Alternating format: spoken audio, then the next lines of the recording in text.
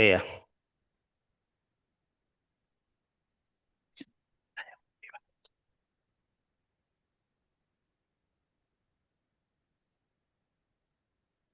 Almighty God, who in your wisdom and goodness has appointed the offices of leaders in the parliament for the welfare of society, good of all human lives upon it, and the just governments of its people, we beseech you to look with your abundant favor upon us, your servants, whom you have entrusted with the performance of such important trafficking. Let your blessings on us here assembled, and grant that we may treat and consider all matters that shall come under our attention and deliberation in so just and faithful a manner as to promote your honor and glory, and to advance the peace, prosperity, and welfare of this region and of those whose interests you have committed to us. Amen. Item number 1 in the order paper, administration of oath.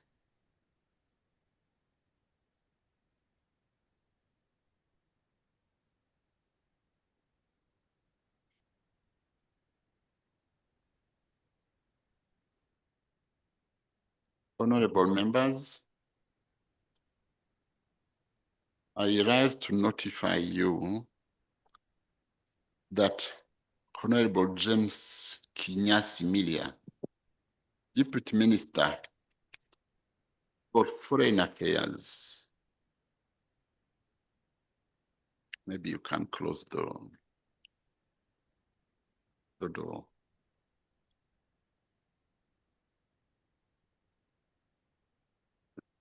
James Kinyasi Milia, Deputy Minister for Foreign Affairs and East African Cooperation, responsible for East African Community Affairs of the United Republic of Tanzania, is present and would like to take his seat in this house.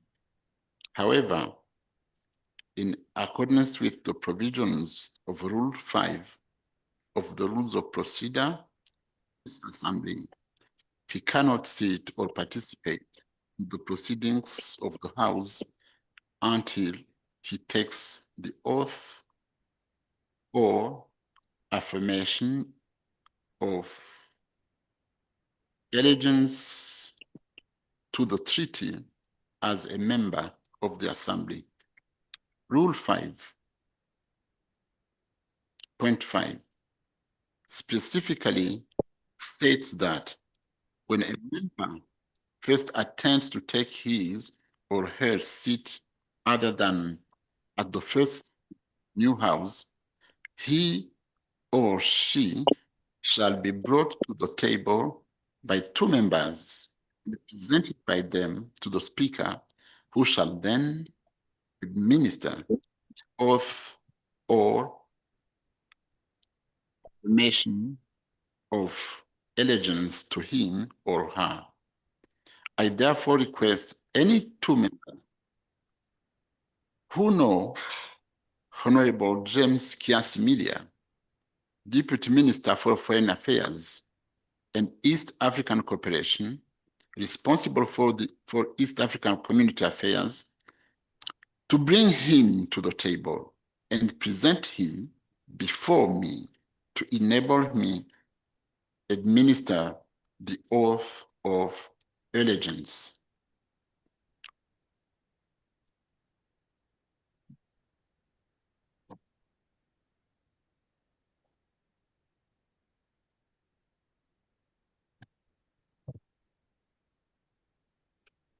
Honorable James Milia, you can take oath.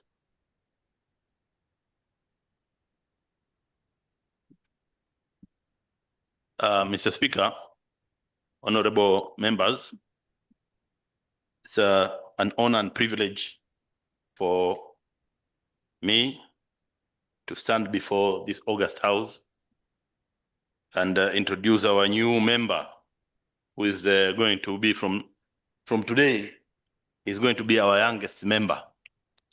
And that's the member from the United Republic of Tanzania, an ex-official member, and Deputy Minister in the Ministry of Foreign and EAC Affairs, the Honorable James Kinyasi Milia.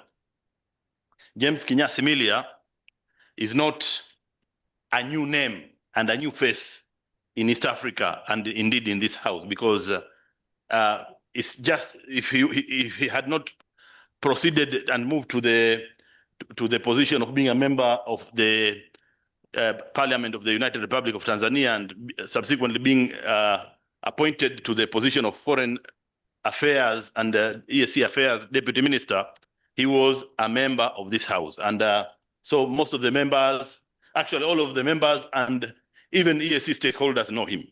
But introducing him here is that he's the Deputy Minister, he's a Member of Parliament of the Simanjiro constituency, where he was elected in 2025, but he also served as a Member of Parliament in that constituency between 2015 and 2020.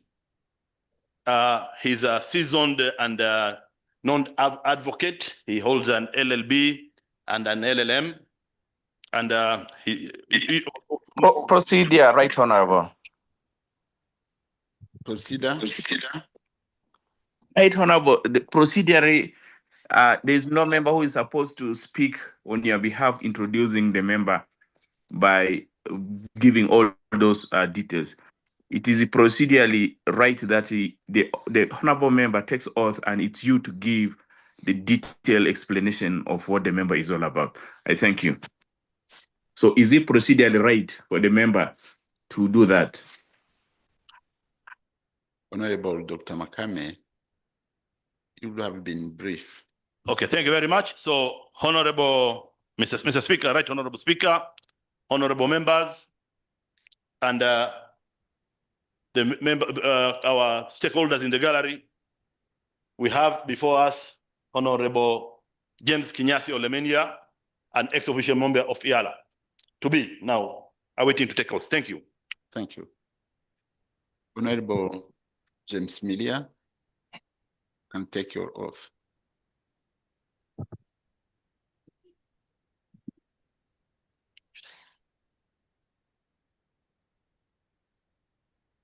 I, James Kinyasi Milia, do swear that I will give true and faithful service to this assembly, and that I will be faithful and bear true allegiance to the East African community, and will preserve, protect, and defend the treaty for the establishment of the East African community as by law established. So help me God.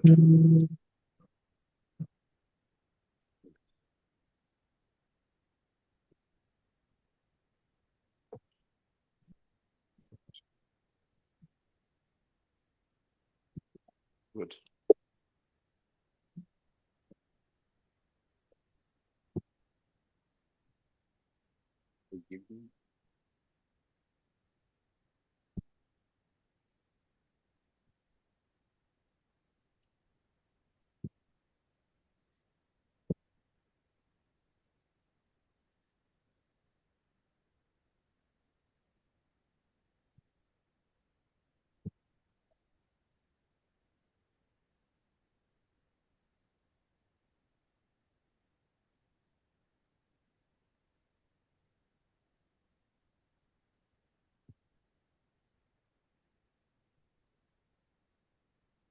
Fine. Good.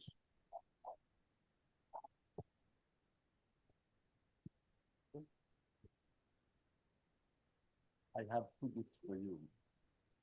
Treaty and the rules of procedure. Thank you.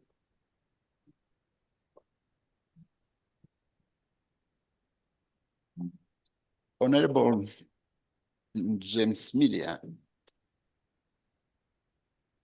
Honorable James Media. Maybe you have some remarks to make. Honorable Minister, you can make some remarks to the House. Very short remarks.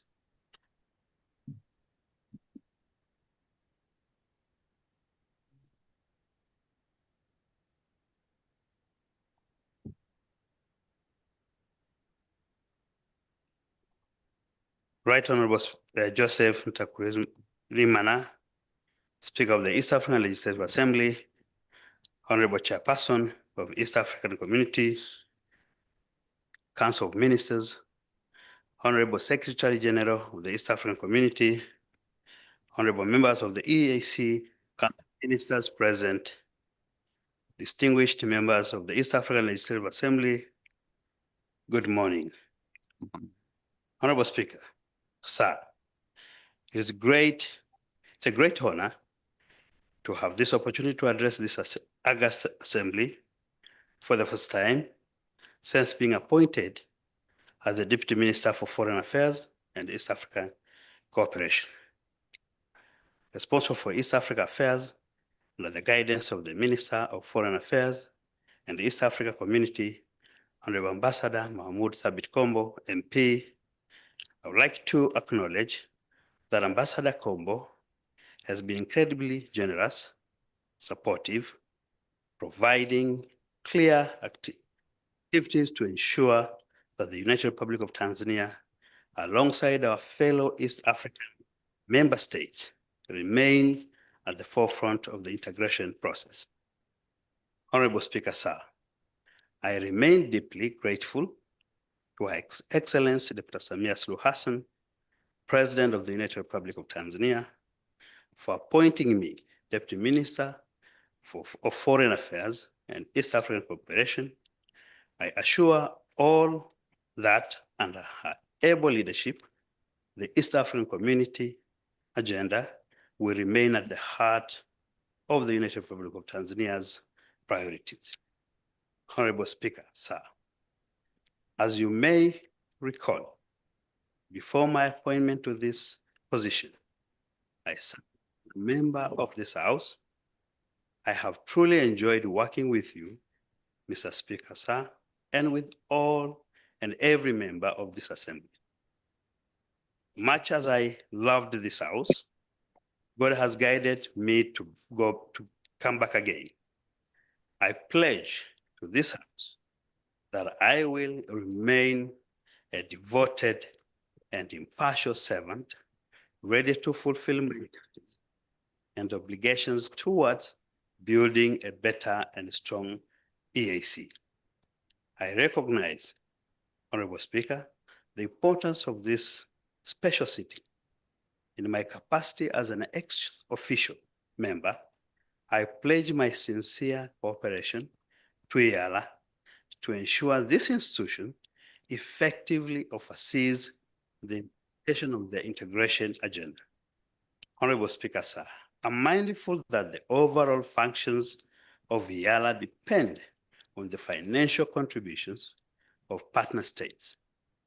Given how Eala operations were recently impacted by member contributions delays, I incline to support the decisions of the 25th Summit of Heads of States regarding the newly adopted financial formula, 50% equal partner contributions and 50% assessed contributions. This model, Honorable Speaker, takes into account the affordability, physical, fatality, and specific situations of each partner state. Ultimately, I believe this new adoption will enable the mandates of this Assembly to be executed at full capacity. Honorable Speaker, sir, and members, before I conclude, I wish to extend my heartfelt congratulations to the newly appointed EAC leadership. Specifically, Honorable Speaker, I congratulate Ambassador Stephen Patrick Mbundi on becoming the 8th Secretary General of East African Community. His immense capacity is well known, and I wish him a successful and impactful tenure. Honorable Speaker, sir, lastly, I would like to reaffirm the United Republic of Tanzania's dedication to the East African Community integration agenda and assist Eala in successfully fulfilling its mandate. Thank you for your kind attention, Honorable Speaker. Thank you. Honorable members, Honorable Minister James Miller is not new in Eala 5. He has been with us as a colleague because he was an Eala 5 member of parliament.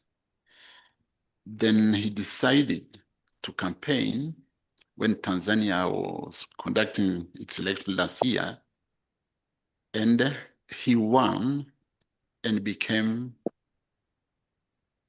a member of URT National Assembly.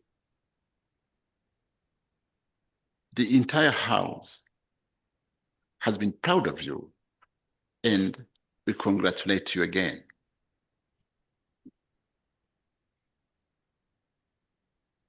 Thank you. And he then was appointed by Her Excellency, the President of URT, as a minister in charge of East African Community Affairs.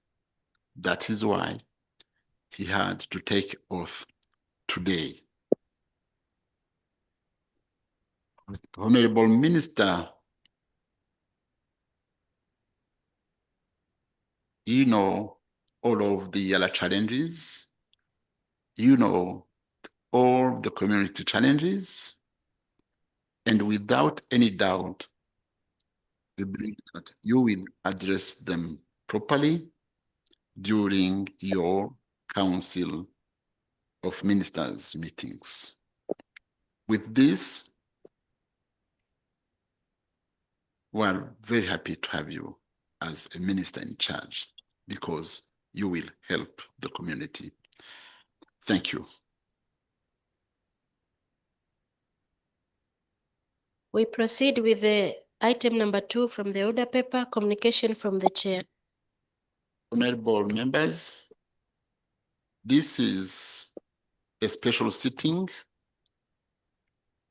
and as you know, in Article 10 of our rules of procedure of the Assembly, in point 2, it said that never during a session the House stands adjourned, whether or not a day has been appointed for the next meeting.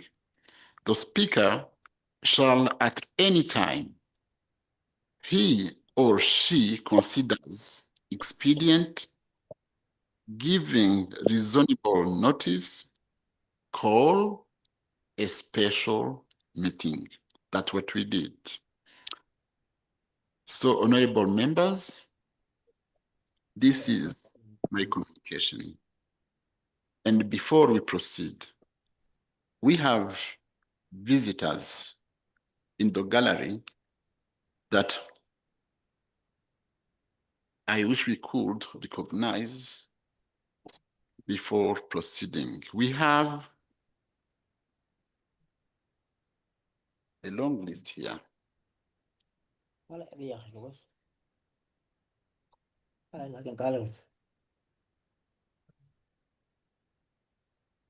We have one, Mrs. Monica Kiamazima, who is a country director, Willow International. She's based in Uganda. She can stand for recognition.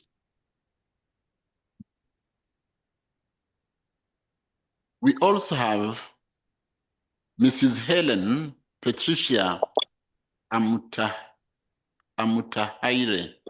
who is head of programs and strategy Willow International.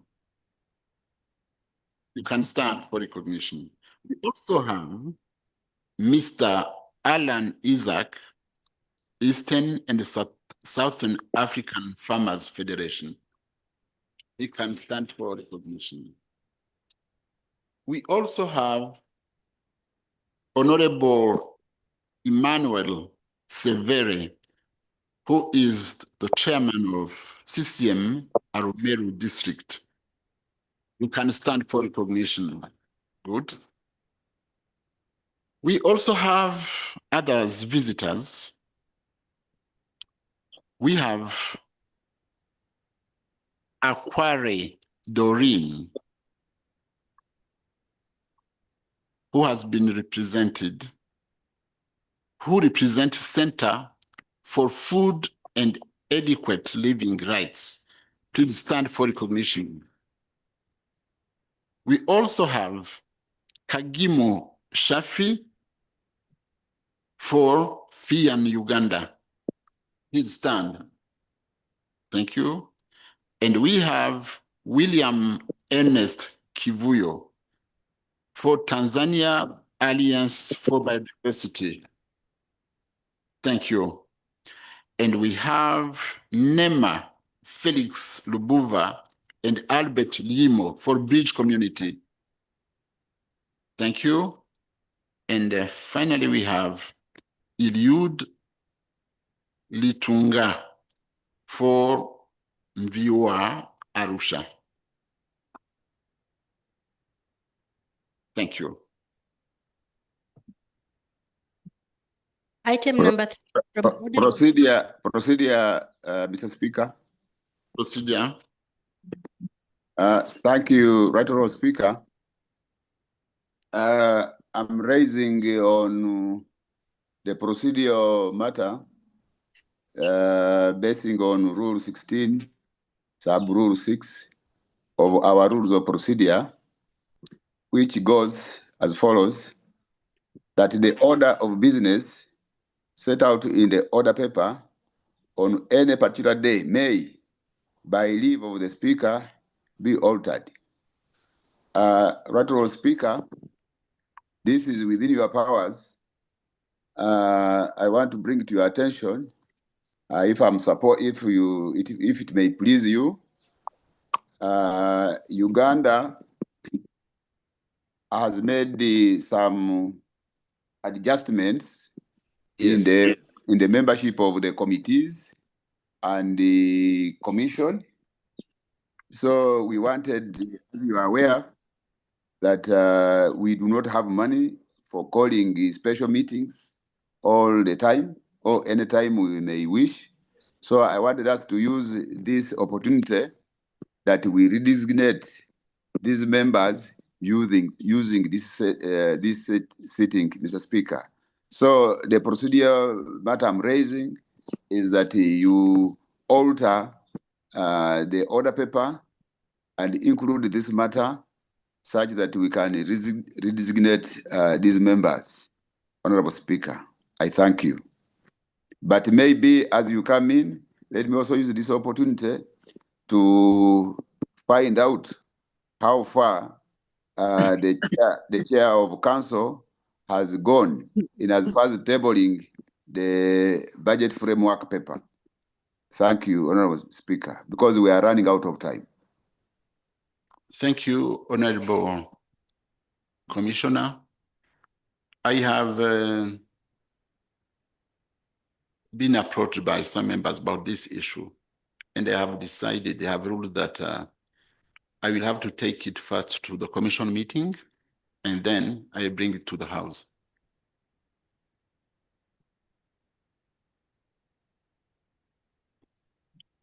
That is the right decision, Honorable Speaker.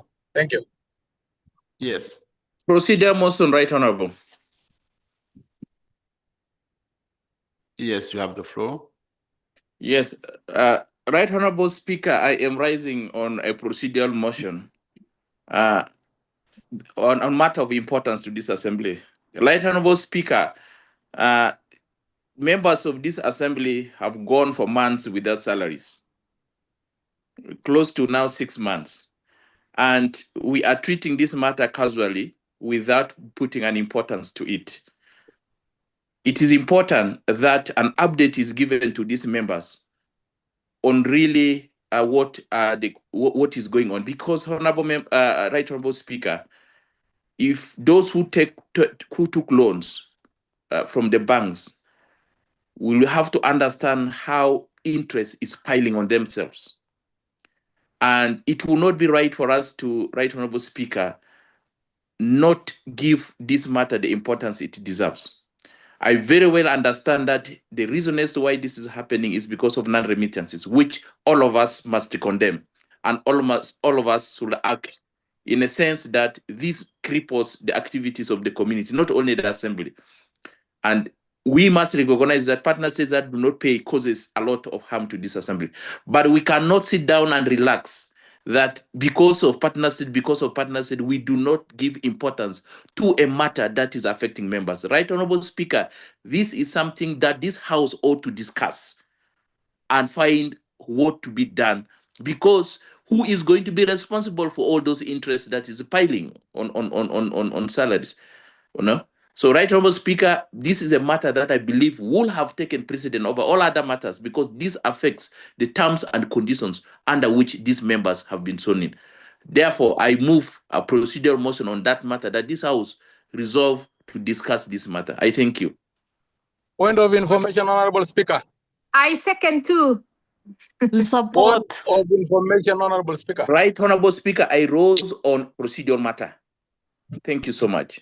So rules be guide all members in terms of information or whatever. Thank you. Honorable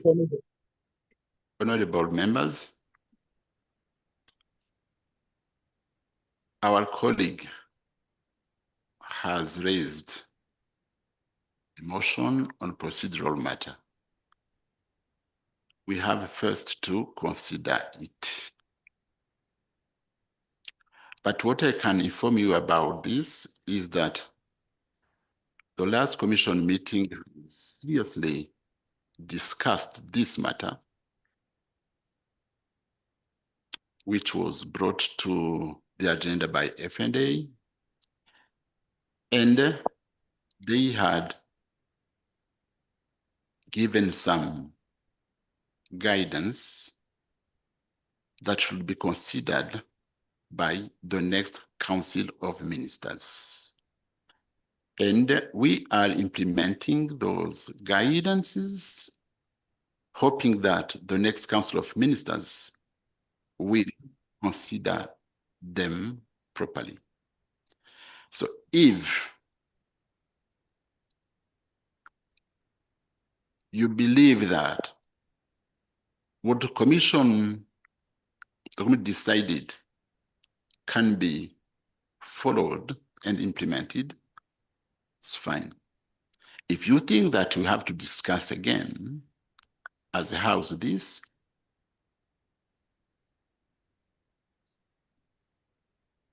we can. Procedure, Honorable Speaker. So, honorable members, as the procedure is there, we have to implement it. Honorable Speaker, I wanted to give further information. Do you have seconders?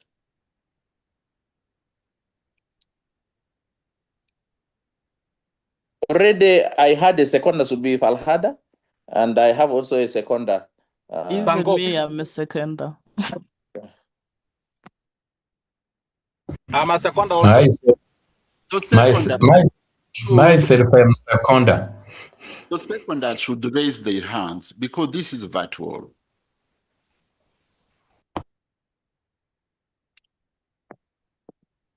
Yes, you have been seconded by Honorable Matthias, Honorable Bahati, Honorable Aisha, Honorable Mary Mugenyi, Honorable Falada, Honorable, it's okay, you have been seconded.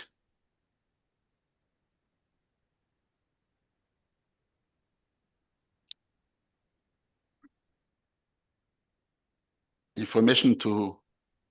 Yes, Mr. Speaker, because this we are seconded, it has been seconded. What I'm proposing is that if we can have it as item number 5, if it suits you, so that we conclude what we had intended to conclude, because this one might bring extended discussion, and then we conclude also that one, and then we and we'll wrap up after we conclude. Thank you.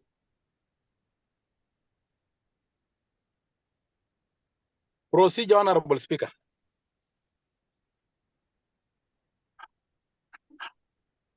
Honorable members, I think I can advise that you can put it on order paper. Procedure, Honorable Speaker. Okay, procedure again. Honorable Speaker, this is David Olasankok. Can a special meeting have 2 or 3 agendas, or a special meeting always one agenda? Yes, just to come. Legally. So, honorable members, we add, okay, agreed then. We add this item as item number 5.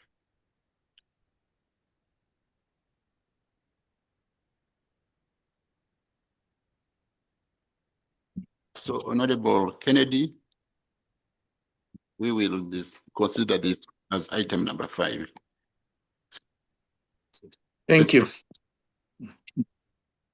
We proceed with item number 3 from the order paper, motion seeking leave of the Assembly to introduce a bill, the East African Community Counter Trafficking in Persons Bill 2026, to provide for the prevention and combating of trafficking in persons and for the protection, assistance, and reintegration of the victims within the community. By way of motion. Honorable Ndangiza.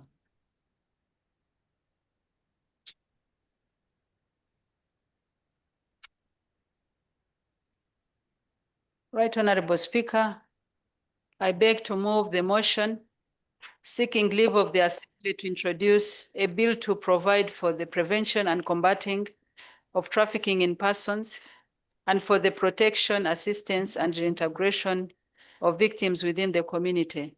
I beg to move. Do you have seconders? I second, right, Honorable Speaker.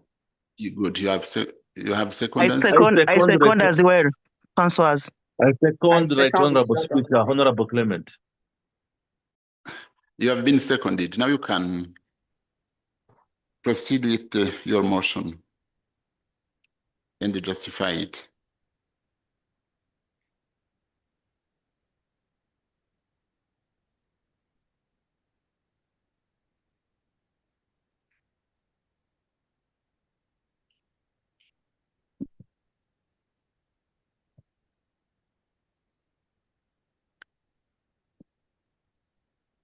Right, Honorable Speaker, allow me to first take this opportunity to congratulate Honorable James Miria, the new Deputy Minister in charge of East African Community from the United Republic of Tanzania, and we are so proud of you and wish you all the best. Right, Honorable Speaker, whereas this motion seeking leave of the Assembly to introduce a bill to provide for the prevention and combating of trafficking in persons and for protection, assistance, and integration of victims within the community is moved under Articles 49(2)(d), 59(1), 124(5) of the treaty, Article 2 of the EAC Protocol on Peace and Security, and Rule 64(5) of the Rules of Procedure of the Assembly. Whereas pursuant to the Article 124(5) of the Treaty for the establishment of the East African Community, partner states undertook to cooperate in the prevention and handling of cross-border crime, including the provision of mutual assistance in criminal matters, such as the arrest and repatriation of offenders and the exchange of information on national mechanisms for combating criminal activities. Whereas under Articles 2 and 12 of the EAC Protocol on Peace and Security, partner states reaffirmed their commitment to cooperate in combating transnational and cross-border crimes, including trafficking in persons through joint operations, the exchange of criminal intelligence and other security information and other collaborative measures, and further developed the EAC strategy on regional peace and security, which identifies the prevention and combating of such crimes as a core regional priority requiring harmonized legal frameworks, joint operations, intelligence sharing mechanisms, and coordinated border management responses. And whereas Article 4, 7, 12, and 39 of the EAC Protocol on the establishment of the East African Community Protocol promote the free movement of persons, labor, services, and establishment, while obligating partner states to take coordinated measures to protect workers, migrants, and vulnerable populations from exploitation, abuse, and trafficking in persons arising from increased labor mobility and cross-border movement. Recognizing that trafficking in persons remains one of the most pervasive forms of transnational organized crime globally and within the EAC region, with rapidly evolving modalities, scale, and geographical reach, driven by technological advancement, increased labor mobility, humanitarian crisis, displacement and conflict-related demand for exploitable labor and combatants, resulting in a reported 25% increase of detected victims between 2019 and 2022, of whom approximately 38 to 40% were children, and about 61% were women and girls, particularly trafficked for sexual exploitation, alongside a 47% increase in trafficking for forced labor.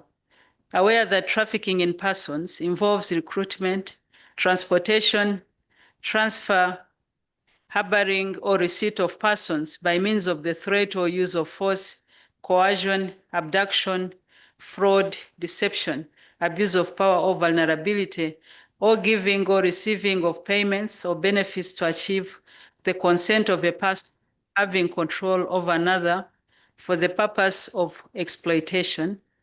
Recalling that the Assembly passed the East African Community Counter-Trafficking in Persons Bill 2016, which sought to establish a harmonized regional legal framework for the prevention of trafficking in persons and prosecution of offenders and the protection and assistance of victims in line with international standards, noting, however, that the bill was not assented to and therefore did not enter into force.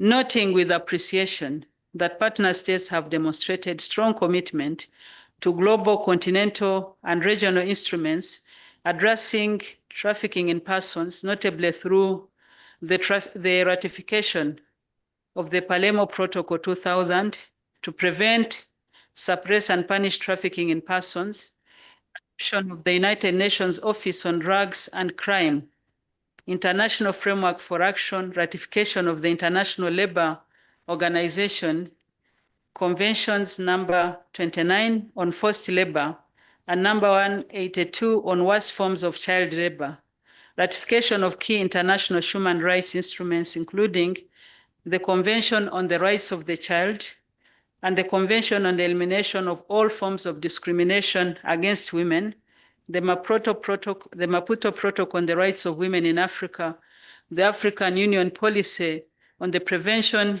Trafficking in Persons 2021, and the enactment of national policies and laws addressing trafficking in persons. Further appreciating ongoing regional cooperation and enforcement initiatives, including intelligence sharing, joint investigations, strengthened border screening, victim identification and capacity building efforts coordinated through Interpol, and other regional mechanisms to combat cross-border crimes, including trafficking in persons, concerned that despite extensive legal ratification, domestication of relevant instruments, and cooperative efforts, the East African community continues to function as a source, transit, and destination region for trafficking in persons. Further concerned that fragmented national policy, legal and institutional frameworks have created significant enforcement, protection, and coordination gaps, particularly in light of the increasingly digital, organized, and crisis-driven trafficking networks emerging forms such as recruitment for foreign armed conflicts and other evolving trafficking dynamics that have substantially altered the regional trafficking landscape since 2016. Convinced that an effective regional response to trafficking in persons must be victim-centered and ensure access to comprehensive protection and assistance measures, including immediate and long-term medical care, trauma-informed psychological counseling, legal aid, shelter, education, vocational training, and economic reintegration services, while safeguarding victims from re-victimization, criminalization, and intimidation, or retaliation, and ensuring their meaningful access to justice and remedies. Further convinced that there is an urgent need to enact a binding and enforceable regional legal framework to address legislative gaps and inconsistencies exploited by traffickers and organized criminal networks, strengthen prevention strategies, enhance cross-border investigations and mutual legal assistance, improve victim identification and referral mechanisms, promote sustainable survivor reintegration, and ensure equal levels of protection, assistance, and access to justice across EAC partner states. Further convinced that a consolidated and harmonized regional legal framework, building upon the substantive provisions of the 2016 Counter-Trafficking in Persons Bill, while incorporating updated evidence, emerging trafficking trends, contemporary regional realities, and applicable regional and continental and international standards, including survivor-centered, gender-responsive, child-sensitive, and rights-based approaches, is essential to fulfilling partner states' obligation, strengthening regional cooperation, and advancing the objectives of the EAC integration, recognizing that all partner states are bound by regional, continental, and international commitments relating to human rights, human security, gender equality, and the elimination of trafficking in persons. Cognizant of the provisions of Article 49(2)(d) of the treaty, which empower the Assembly to discuss any matter pertaining to the treaty and make recommendations to the Council. Recognizing that under Articles 59(1) of the treaty, any member may propose any motion or introduce any bill in the Assembly. Cognizant of the provisions of Rule 64, Section 5 of the Rules of Procedure of the Assembly, which require that a private member's bill shall be introduced first by way of motion, to which the proposed draft bill shall be attached to. Now therefore be it resolved by the Assembly as follows, that in accordance with Article 59(1) of the treaty and Rule 64(5) of the Rules of Procedure of the Assembly, this Assembly grants leave to Honorable Fatuma Ndangiza to introduce a bill entitled the East African Community Counter-Trafficking in Persons Bill to provide for the prevention and combating of trafficking in persons and for the protection, assistance, and reintegration of the victims within the community. I'd like to move, Right Honorable Speaker.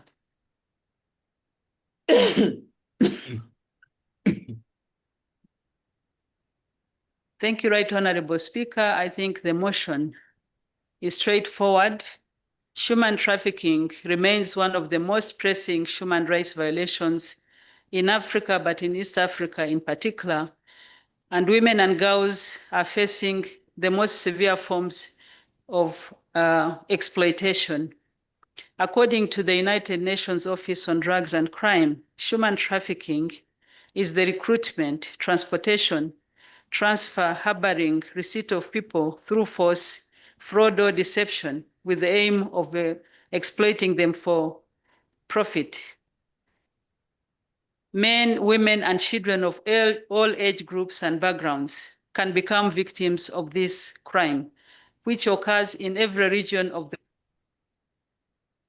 Yes, we are proud of opportunities brought about by the protocol, the Common Market Protocol, where you allow free movement of people and persons, and also the African Continental Free Trade Area. But despite the opportunities, the expanded economic opportunities, these frameworks have increased mobility across the continent and also allowed or maybe exploited by traffickers. So victims of human trafficking, especially women and girls, always often suffer long-term trauma, including sexual violence and reproductive harm. And we are also aware that despite the various initiatives at the national level, including legal frameworks, institutional frameworks, they are still unharmonized and very weak.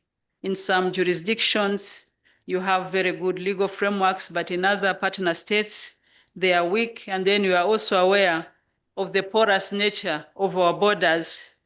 So a trafficker might decide to, once he knows that maybe in URT, they have strong laws that punishes trafficking, they might go to a neighboring country where they feel the laws are not strong. And therefore, for us to be able to move that lacuna, we need to come up with a harmonized regional framework. Yes, we remember in 2016, there was a bill on human trafficking that was passed by Honorable Dora Byamkama, that was in Eala 3. But unfortunately, this bill was never assented to. We are also aware that from 2016 to now, 10 years down the road, there are evolving dynamics of new forms of human trafficking. And therefore, it's really an opportune moment that as we revive this bill, we also incorporate the new evolving dynamics. Human trafficking remains one of the most pervasive transnational crimes, sitting at the intersection of migration, inequality, and organized crime. Therefore, there is no single country that can combat this crime. We need collaboration amongst stakeholders, among partners, among partner states, civil society, and other like-minded organizations to be able to combat this crime. At the global level, estimates from the International Labour Organization, which estimate, because really what is happening is global modern day slavery. In the past, we had a form of slave trade, but today now we have another form of slave trade through forced labor, through sexual trafficking, through selling of our people in some markets.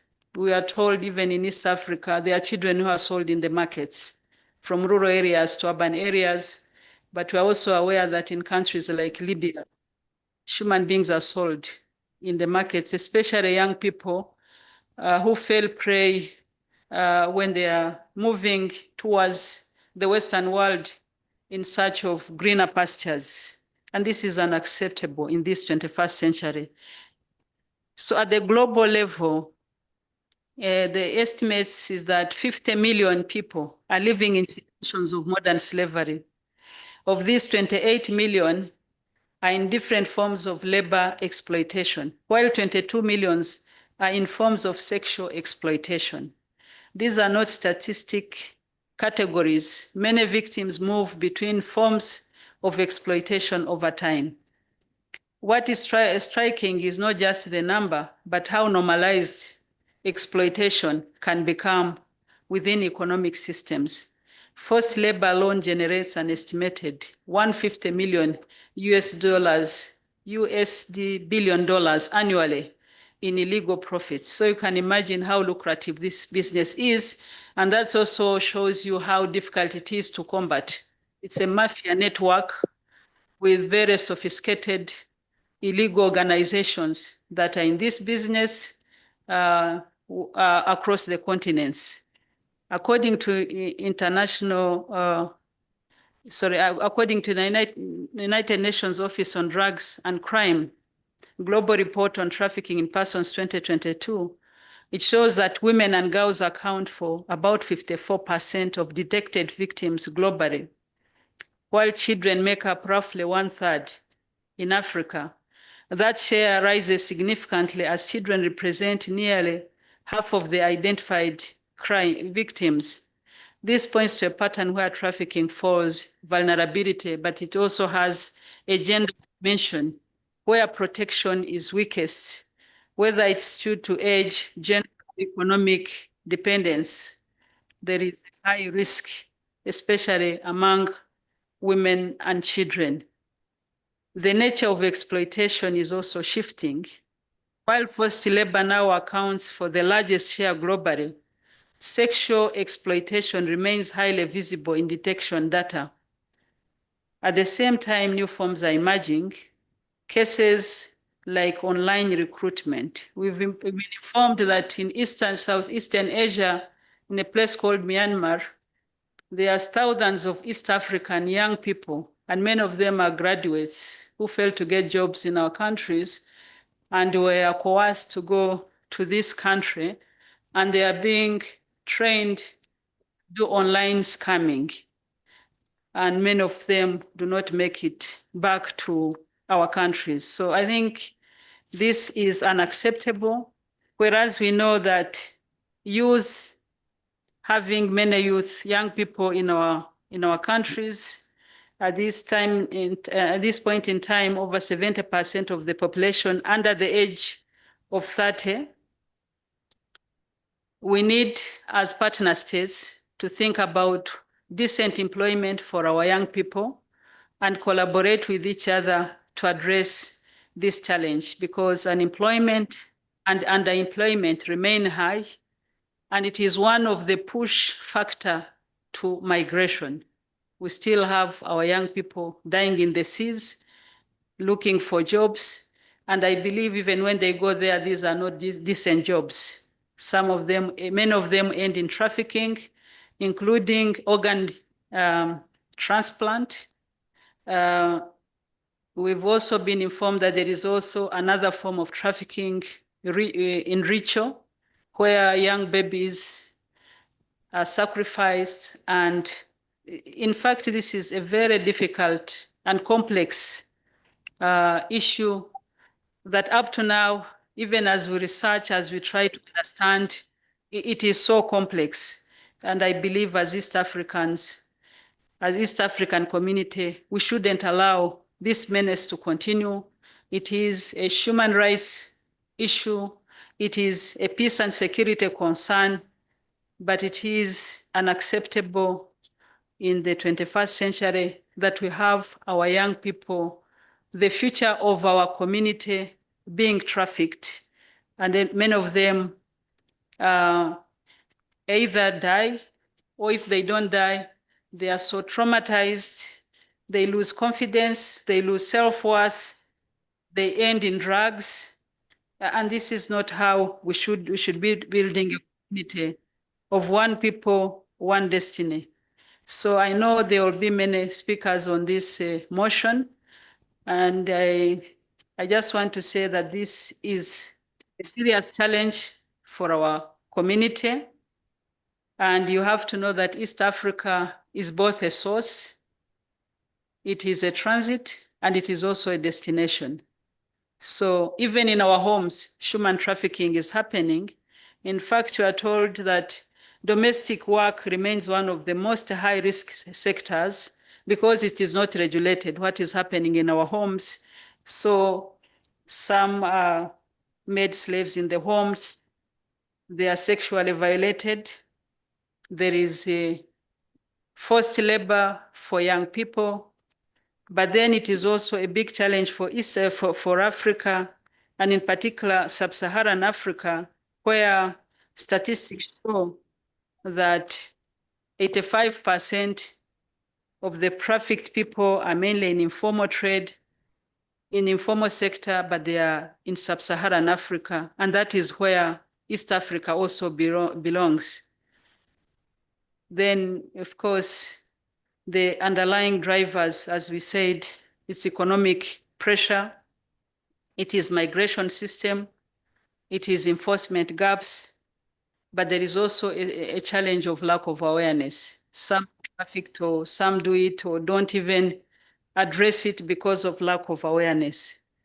So, Right Honorable Speaker, honorable members, I want to urge my colleagues to support me in granting leave, so that you've already seen the draft bill, so that we can have time to work on a bill and then bring it back for the first reading.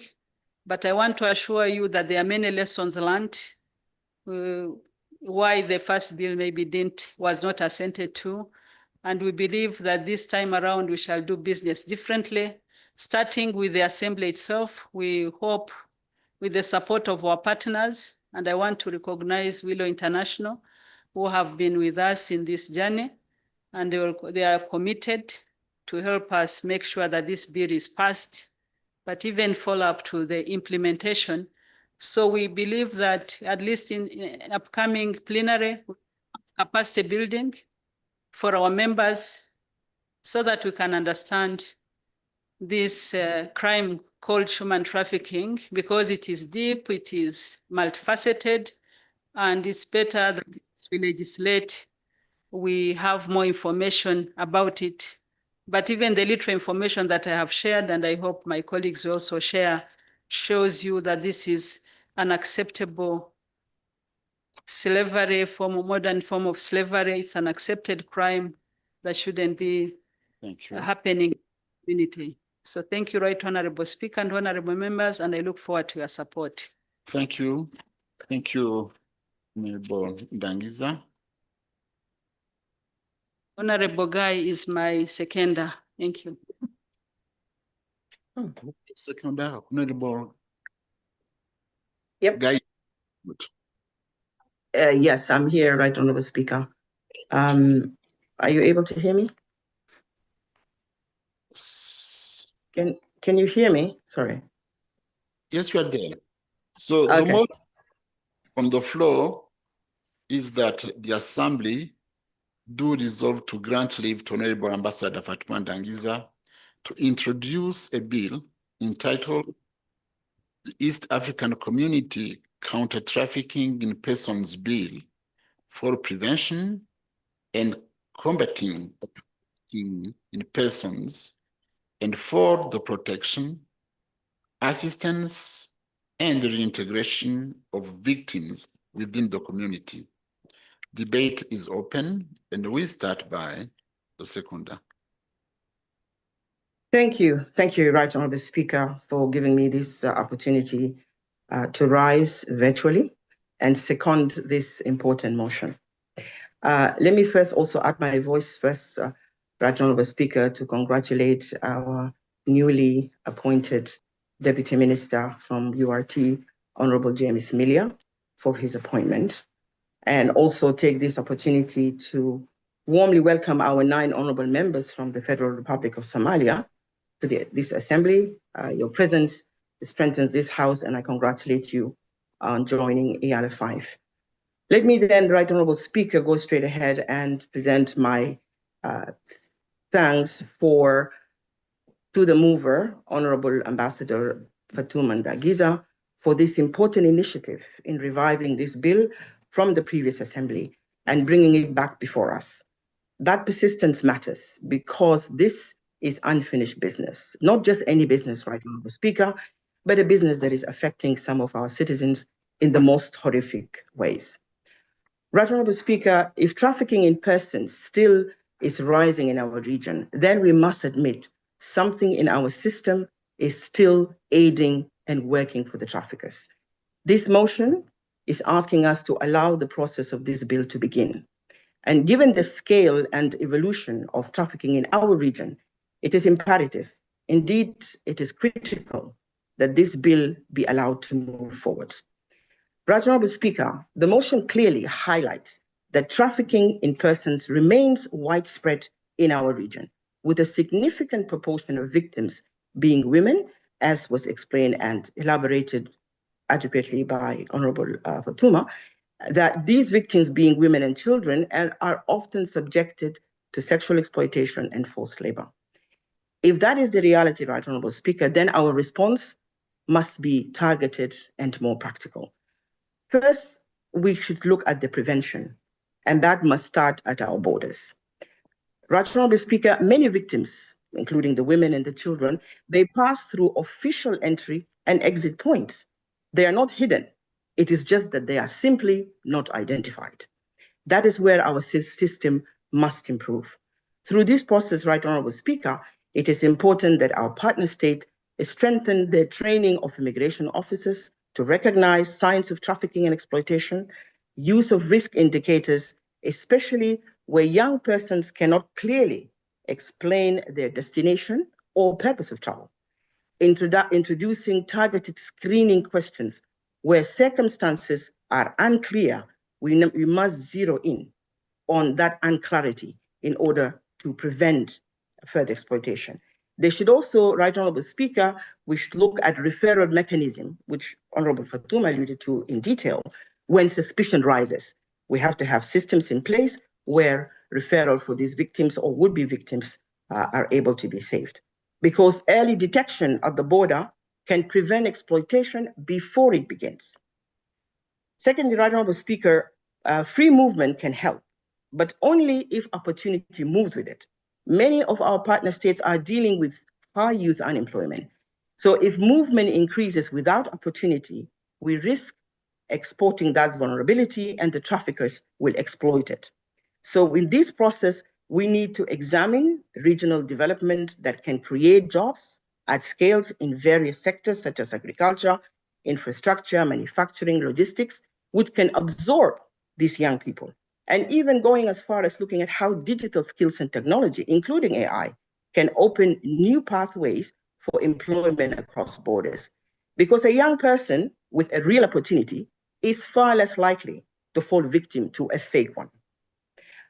Thirdly, Right Honorable Speaker, coordination across borders, and I think also it was mentioned in the motion. Trafficking is a very organized process. It's structured and it's across border. So prevention must also be coordinated. This process should allow for us to examine real-time information, sharing information between immigration and security agencies across our region, regional alert system and watch list, and a coordinated responses whenever there is suspicious movement of young people or of would-be victims. Because these systems, if they are not aligned and harmonized, traffickers will always exploit the gaps. The other thing which also was alluded to in the motion, Right Honorable Speaker, is the way trafficking has evolved. One of the things is, for example, the recruitment methods that they use. Many victims, especially young women, are now recruited through fake job offers, informal labor brokers, and increasingly through digital platforms. And this issue is even evolving further. Modern traffickers have become highly sophisticated. They are now targeting even educated and skilled young people, luring them with promises of legitimate employment, only to trap them in forced technology labor camps, as stated before, where they are compelled to engage in cybercrime. In fact, during one of our engagements with Willow International, they confirmed that among those that they have rescued are young men trafficked specifically for this purpose. So this is a very serious shift. It tells us that trafficking is no longer just about vulnerability in the traditional sense. It is now about highly sophisticated deception and exploitation skills. So this process also must look at how we can strengthen the oversight of recruitment channels, address these deceptive job advertising, and provide practical awareness to those at risk, because prevention today must reflect how trafficking actually happens, not how it used to happen. And last, Right Honorable Speaker, is the deterrence and enforcement. Laws are strong as their implementation. And in our regional context, enforcement rests with the partner states. So this process needs to allow us to examine how legal frameworks can be better aligned. Enforcement can be strengthened and cooperation can become more effective across borders. Because if enforcement is uneven, traffickers will always find the weakest system and exploit it. Right Honorable Speaker, let me just emphasize clearly that granting leave today will give this House, through the relevant committee, the opportunity to review the bill thoroughly, engage with all stakeholders, conduct public hearing across partner states, and also allow this House to debate it, amend, and refine it when it comes to the House. Therefore, Right Honorable Speaker, I rise and I stand firmly in support of this motion, and I urge this House to do the same, to grant the leave to the mover and allow this bill to proceed and ensure that this process moves forward. I beg to second, Right Honorable Speaker. Procedure, Mr. Speaker. Yeah, thank you, Mr. Speaker. Thank you, Mr. Speaker. Since the motion is for granting leave to the member who has and she has justified. We also request the secretary has also added her voice. You have a echo. I do not have. I'm not using it. Right, Honorable Speaker, I'm not listening to Honorable. Honorable members, we are not getting our colleagues. Honorable Musamari recorded well. Maybe. I'm not. It should be from Arusha. It could be problem from Arusha. Hello? Yes, Honorable Musamari. In brief, Speaker, it would be correct that the member has justified it, and we are all you put a question. Thank you, President. Then the debate Seconded. Seconded. Right, Honorable Musamari, I did get your message. Can I substantiate what Musamala said? I didn't get anything. Right, Honorable Speaker, can I substantiate what Musamali has said? Honorable Musamali said. What did he say? Honorable Musamali said that since the mover of the motions adequately justified the motion, the seconder also adequately provided enough information, we will proceed to put the question and all the members support that, so that because everything the mover and the seconder has adequately addressed, so there is no need for us to over debate it. Thank you. Can I supplement, Right Honorable Speaker? I second. I think we can proceed. It's been debated back brought by GP. Supplement and some amendments in the motion, Right Honorable Speaker, if it's granted. Sorry? I second the motion, but I have a few things to say, because this motion falls under the Regional Affairs and Conflict Resolution Committee, and the committee had also planned to do the same motion and the bill as a committee. And I think it is important for us to do harmonization, given that we have a specific committee that is directly charged with this duty and mandate. And under rules of procedure and under Article 124, which directly falls under the regional affairs and conflict resolution.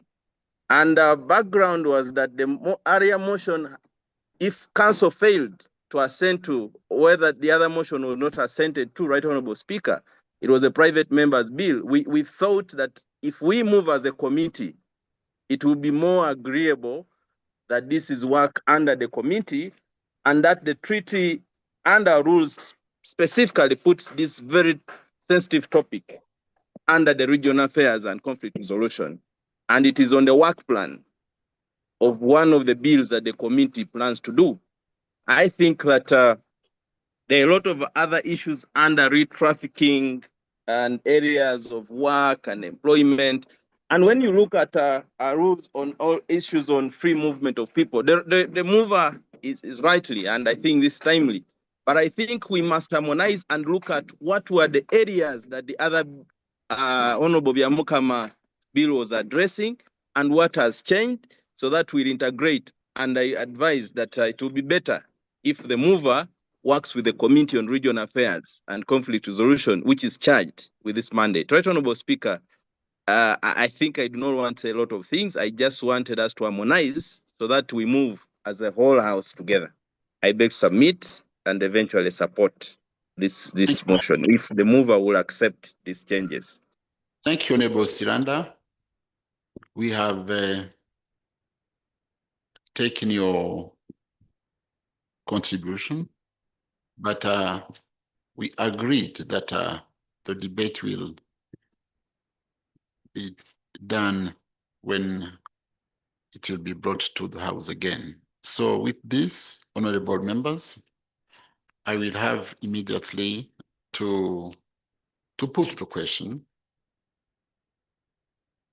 and to put the question that the Assembly do resolve to grant leave to Honorable Ambassador Fatuma Dangiza to introduce a bill entitled the East African Community Counter Trafficking in Persons Bill for prevention and combating of trafficking in persons and for the protection, assistance, and reintegration of victims within the community. Those in favor, raise your hands. Aye. Aye, Siranda. Those to the Aye. Aye, Sadi. Aye, Right Honorable Speaker. The ayes have it.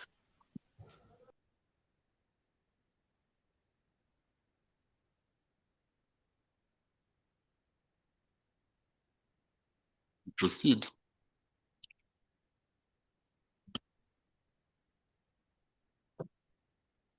Item number 4 from the order paper, motion seeking leave of the Assembly to introduce a bill entitled the East African Community Agroecology Bill 2026 to provide for the mainstreaming of agroecological farming. You can start a bit so that Honorable, maybe get your cup and get some hot water here and coffee. This is the IT issues. Honorable Gid. Thank you, Right Honorable Speaker. I rise to move a motion seeking leave of the Assembly to introduce a bill to provide for the mainstreaming of agroecological farming within the East African community. Move under Articles 105, 106, 108, 110, 111, 12, and 113 of the Treaty for the Establishment of the East African Community, and under Article 49 2D and Article 59(1) of the Treaty, and Article 64(5) of the Rules of Procedure of the Assembly. You have I beg to move.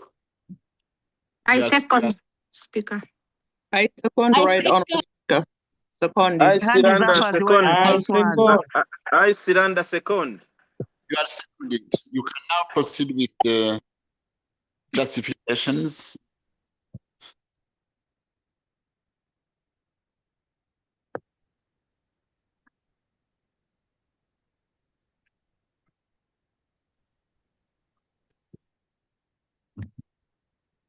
Thank you, Right Honorable Speaker. Whereas pursuant to Article 105 of the Treaty for the Establishment of the East African Community, partner states undertook to promote sustainable growth and development through the adoption of common policies and strategies for agriculture, food security, environmental protection, and natural resource management. And whereas Chapter 18 of the treaty mandates partner states to cooperate in the agricultural sector for the overall objectives of achieving food security and rational agricultural production within the community. Aware that agriculture, pastoralism, and fisheries remain central to the socio-economic development, livelihoods, employment, nutrition, and cultural identity of the peoples of the East African community, while also playing a critical role in regional trade integration. Further aware that agroecology applies ecological, social, and participatory principles to the design and management of sustainable agri-food systems, integrates scientific and traditional knowledge, enhance biodiversity, ecosystem services, strengthens resilience to climate change, and supports food sovereignty and sustainable livelihoods. Recognizing that the East Africa region is faced with numerous challenges, including environmental degradation, loss of biodiversity, climate change impacts, food insecurity, poverty among small-scale producers, and the erosion of indigenous food systems and cultures.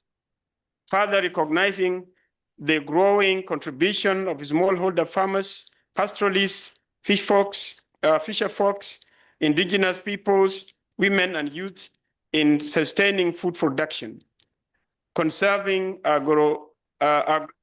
biodiversity, and preserving African food cultures, while acknowledging that these groups continue to face structural barriers, including insecure land tenure, limited access to markets, finance, extension services, and decision-making processes.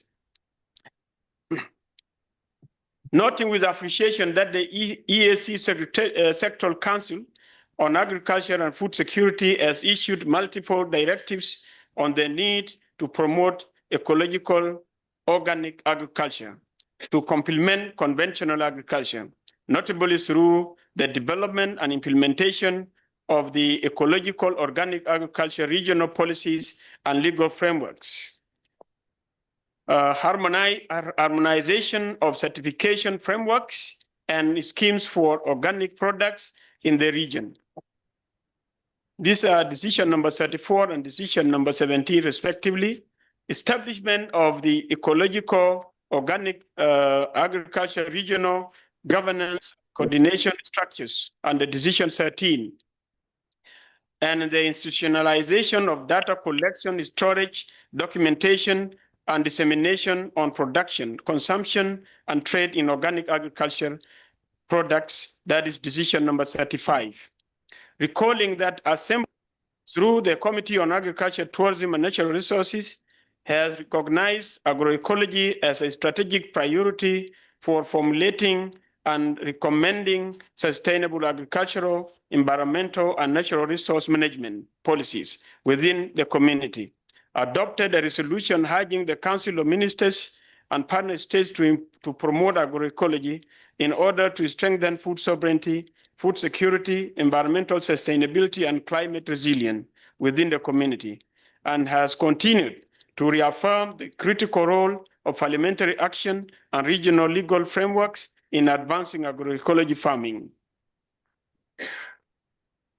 Concerned that despite supportive regional policies, strategies, and parliamentary resolutions, the absence of harmonized regional legal frameworks has resulted in fragmented agricultural and food systems, limited institutional coordination, inadequate extension and research support, insufficient incentives for farmers, and limited support to agroecological food producers across the partner states of the East African community.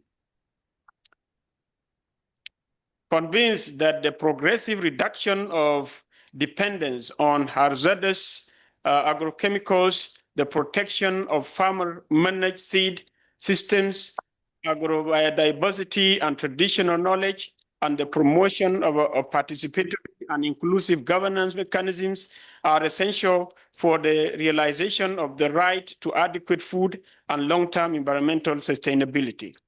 Further convinced that a comprehensive regional agroecology bill, which promotes agroecology as an integrated approach combining ecological science, social equity, traditional knowledge, and participatory governance to transform agri-food systems in partner states, will enhance environmental resilience, promote sustainable production and consumption, protect the rights and participation of agroecological food producers, support women-led and youth-led enterprises, integrate climate change mitigation and adaptation, and revive African food cultures and tradition.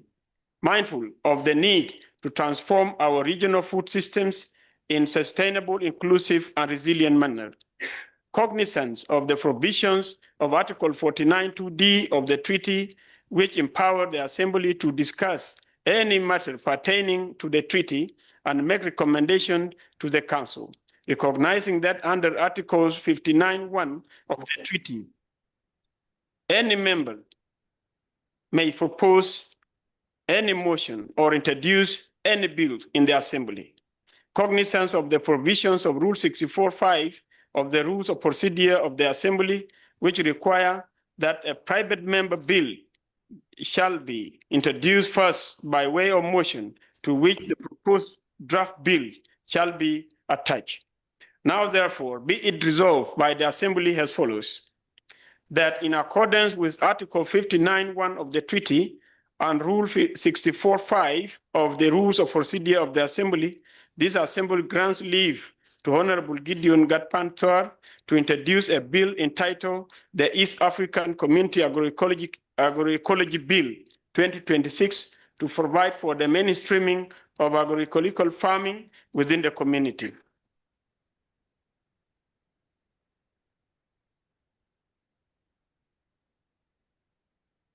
Right, Honorable Speaker.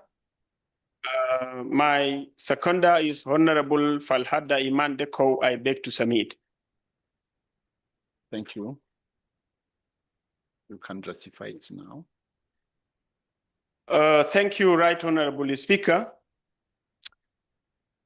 The biggest challenge we have in the East African community, Right Honorable Speaker, is to enhance food security, food resilience, and social equity, including environmental sustainability and climate adaptability. These are greater challenges, but if we have the agroecological production in our society, together with organic agriculture, we shall be able to create this resilience. We shall be able to enhance our social equity, and we have that leeway to have environmental sustainability and climate stability. In terms of diversification, agroecology brings on board a diverse economic incomes or economic sources in our community and in Africa as a whole.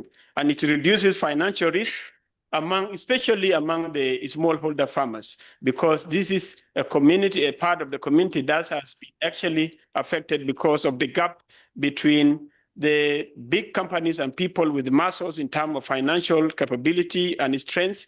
Then they need to appreciate what they have endowed with by the African soil traditionally. In terms of diversification, agroecology is a way forward. This agroecology combines both scientific knowledge together with the local and traditional practices. So it is not just a practice, it is a science, and it is about social movement, about social capability, about social empowerment and social justice. It promotes culturally appropriate health and sustainable diets. Right, Honorable Speaker, in our community, now the senior working class is looking for kienyeji food. If you ask me to eat the chicken that they call kisasa, I'll be asking for kienyeji. And kienyeji chicken has got a premium price. Likewise, any traditionally or agroecologically produced food, organic food, is attracting premium prices worldwide in the global market. So that tells you the value that is attached to agroecology. Right, Honorable Speaker, it is only the middle age or the young working class who are looking for faster food, but the moment they grow to a certain level of age, they are changing. Now you have this category of senior working class, and then the people in the rural areas. Those people constitute majority of our population in the region. They are eating agroecology food. So now you have the people in the rural areas, you have the senior working class, you have this middle age working class that is waiting also to transition to look for kienyeji food when they reach the senior working age. So why do we have to create this kind of classes in our society? We have to provide choices for them. Giving them a choice is to introduce agroecology farming and to make sure that it goes together with organic agriculture. The objective of this bill is not actually to impose or force out conventional agriculture, but it is to create a choice to East Africans so that you choose what you eat. Something that informs you about goodness of what you eat is something that is highly associated to your health, because matters of eating are also a manner of life and death. So we need to give that choice to the people of East Africa. Right, Honorable Speaker, we are not originating this idea from nowhere. The East African community has already pronounced its strategies and policies and plans. For example, the United Republic of Tanzania has the Tanzania National Ecological Agriculture, Organic Agriculture Strategy, 2023 to 2030. That's a national pronunciation towards agroecology. You have the Republic of Uganda. It has Uganda Agroecology Transition Plan, 2024. Actual transition. So you can see, this is a transition. This bill is not yet talking about transition. It is talking about agroecology farming. But some partner states have gone far to create transition. Right, Honorable Speaker, Kenya has the Kenya National Agroecology Strategy for Food System Transformation, 2024 to 2033. This is a national plan, a national strategy that shows the importance of agroecology in our region. Now, we are one region, we are one people. We eat one thing that we are giving to ourselves and to our people and to the international market. Right, Honorable Speaker, we need harmonizations of laws and policies. And it is through this regional agroecology bill that we shall bring on board even those partner states that have not yet subscribed or that have not yet developed strategies, laws, and policies to promote agroecology in our region. Right, Honorable Speaker, the Council Directive, the meeting of the Sectoral Council on Agriculture and Food Security that was conducted on the 21st of June 2024 has actually pronounced itself to promote ecological agriculture. Ecological agriculture or organic agriculture is actually one component of agroecology. So people have been confusing agroecology to become a practice only. It is not. It is a practice. It is a science. It is everything. It is holistic in nature. So organic agriculture is just one component of agroecology. So we are going to the biggest animal to bring agroecology so that every component of the 13 principles developed by the Food and Agriculture Organization, where all countries in our region are members. So we have to go to a bill that is actually having all the principles of agroecology adopted to become part of regional legal framework. This will be able to promote what we offer as East African. Right, Honorable Speaker, the main challenges here have been institutional coordination, inclusivity in decision-making, especially excluding the majority of our people who are the smallholder we call agroecology farmers. As a rapidly growing sector of the East African community, these farmers need to be strongly supported, to be given strong links to economic and social cultural development projects in our continent. Right, Honorable Speaker, the AU, the heads of state and government's decision that was done on the on their ordinary meeting from 24th to 28th of January 2011 in Addis Ababa, also resolved and directed the countries to do something about ecological organic agriculture, which is a component of agroecology. So the continent has also pronounced itself. As a region, we are in a good place. We are placed as a regional assembly, the only regional parliament in our continent that legislate. So we have to take up this so that we legislate for our people, and it could be by the intention of the continent also to scale it up to cover the whole of the African continent. Right, Honorable Speaker, as I go towards ending my justification, as I mentioned earlier, it must be very clear that our intention of this bill as a Committee on Agriculture, Tourism and Natural Resources is not actually to impose or force a transition from conventional agriculture. It is to create a choice for our people. It offers the people of East Africa an opportunity to choose between agroecologically produced food and food produced through conventional agriculture. It is to enhance tourism and preserve African cultural heritage and food system. This bill is important because this food and culture that we have in East African community are inseparable. You cannot separate food and culture. And for this matter, agroecology and organic farming are more or less associated with our culture. You cannot actually separate them. So we sell them to our tourists as one package. We don't distinguish, because you must have your traditional food, you must have your culture. And this is what the tourists buy. So we sell them as one package. We cannot be able to separate them. Hence, I need to preserve this package through agroecology farming. It's worth noting also that the senior working class, as I mentioned, they are continuing enjoying the local food. Anybody, including us, the members of Eala, I have never seen somebody who is not asking for a local chicken outside here. So every root, everything that is to do with our culture, we like it. It is important to mention that, Right Honorable, our African culinary is rich and unique. However, it is currently facing imminent extinction because it depends on agroecologically produced food ingredients. And these ingredients are being exhausted. We cannot find them so frequent.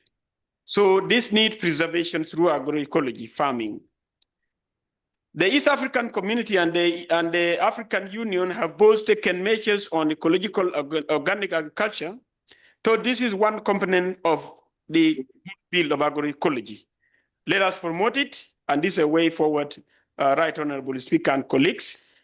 Honorable members of the East African Legislative Assembly, based on what I have just highlighted, I humbly request that you grant the Committee on Agriculture, Tourism and Natural Resources leave to develop the East African Community Agroecology Bill 2026.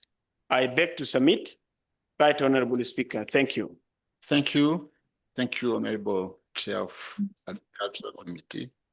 Honorable members, the motion on the floor is that the Assembly do resolve to grant leave to Honorable Gideon Gatpan Toar to introduce a bill entitled the East African Community Ecology Bill for the mainstreaming of agroecology and agroecological transition in farming, pastoral and fisheries systems within the community. Debate is open, and I will give the floor only who is Honorable Falada. Thank you, Speaker. I raised to second the motion.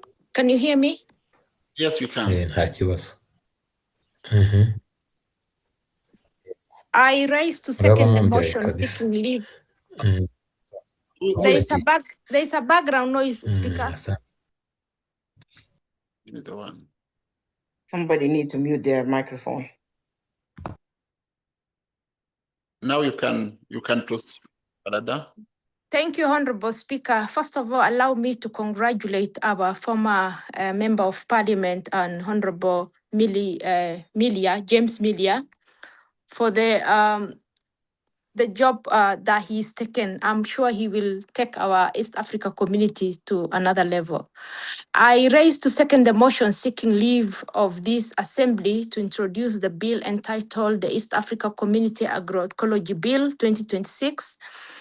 At the outset, allow me to commend the mover of this motion for bringing forward such a timely and progressive and transformative proposal, one that speaks directly to the reality facing our region today. Honorable Speaker and honorable members, agriculture remains the backbone of East Africa community. It employs the majority of our population, sustains our rural economies, and feeds our nation. Yet, despite its importance, the sector continues to face persistent and evolving challenges. Climate change has made rainfall patterns unpredictable. Our soils are steadily losing fertility. Farmers are increasingly burdened by the high cost of inputs. And across our region, food insecurity continues to threaten millions of households.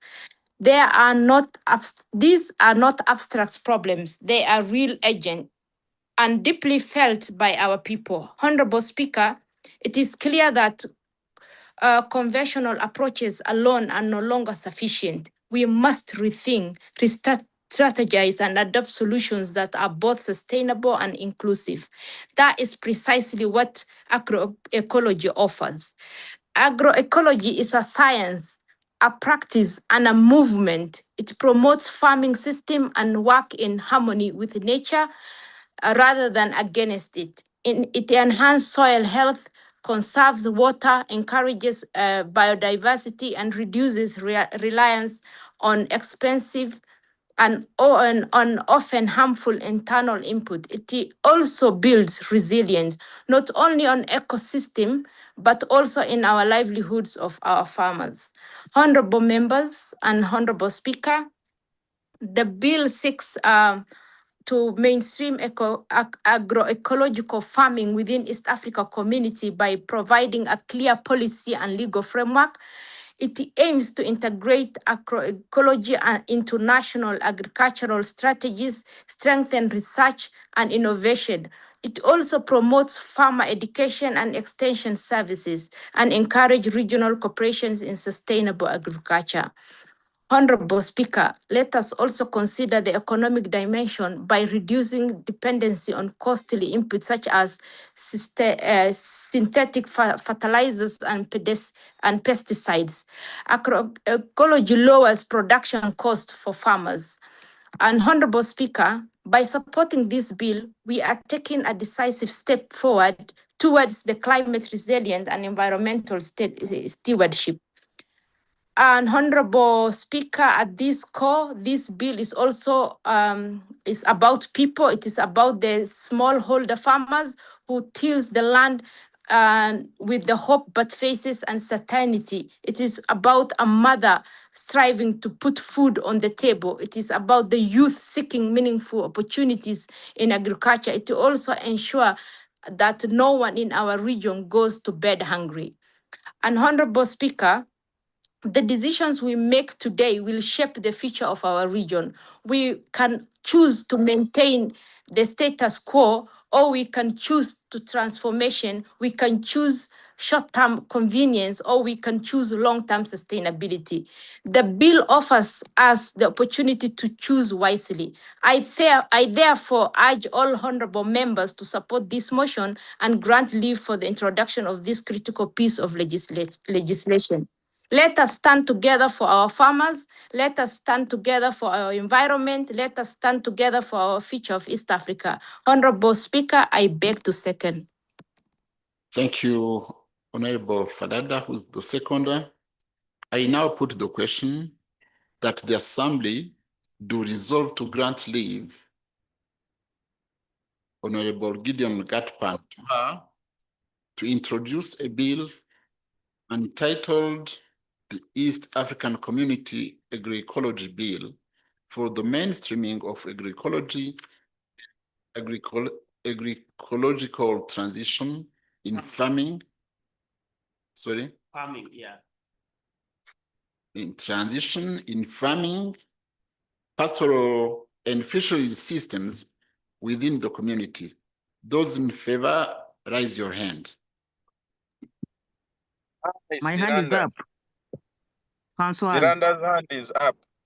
Those to the contrary, raise your hand. Aye. The ayes have it.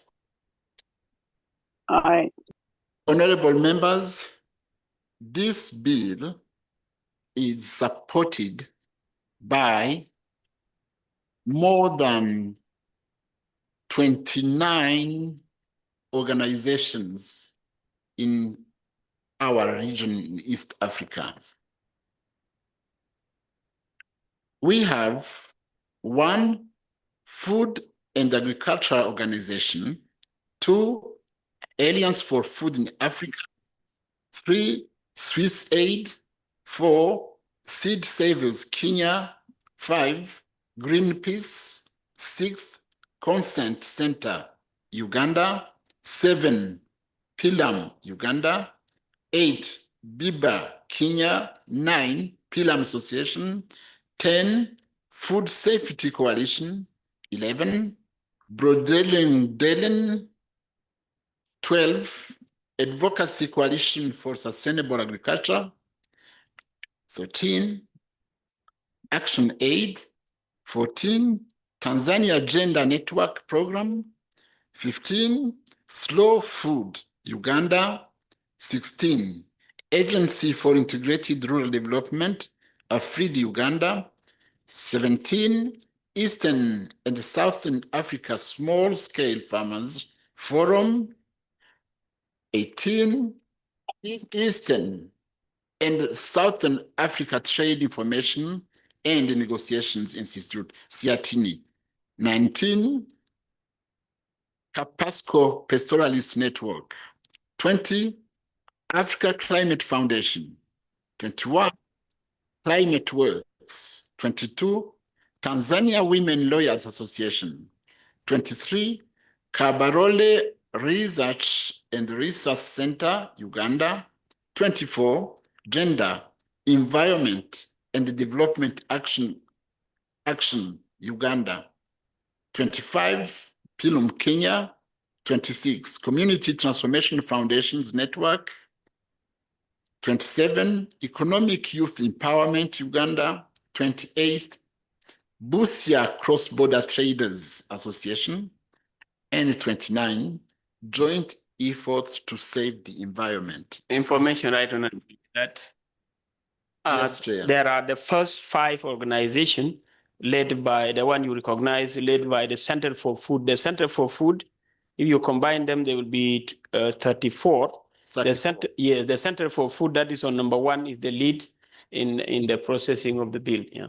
Thank you. You understand that this bill is very important, that everyone is watching it and wishing that we could pass it. Thank you. Information, Honorable Speaker. Information. Thank you very much.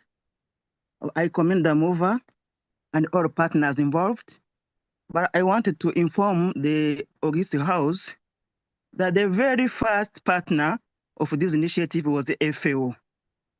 And you can recall this. We can't just ignore it. FAO was in partnership with the Seafloat at the very beginning time we started. I beg to register this. Thank you. Thank you, Honorable Francois. Let's proceed. Item number 5 from the amended order paper. Motion moved under Rule 30L on delayed payment of salaries to members for more than 4 months. Motion. Honorable Kennedy Ason, you have the floor. Thank you so much, Right Honorable Speaker. Right Honorable Speaker, as clearly indicated, I move under Rule 30L of our rules of procedure in terms of coming up with a motion that indeed touches the very core function of the members. And I want to move that this House resolve itself to urge whoever is responsible, the Council of Ministers, the Secretariat, and the partner states to ensure that members' salaries are paid. Members have gone without salaries for the last 4 or so months. And Right Honorable Speaker, this emanated from the fact that when we passed the 2025-2026 budget, we passed the budget as it was presented. However, there was deduction made by the Secretariat towards contribution for 2025-2026. This has made the Assembly to run in deficit. And this is a matter that I think causes the problem of the salaries, on top of non-remittances by the partner states to cover the bill of this Assembly. I therefore wish to move that the motion resolving that the Council of Ministers addresses the issue of payment of members is urgently attended to. I beg to move, Right Honorable Speaker. You can move your motion and justify it. Do you have seconders?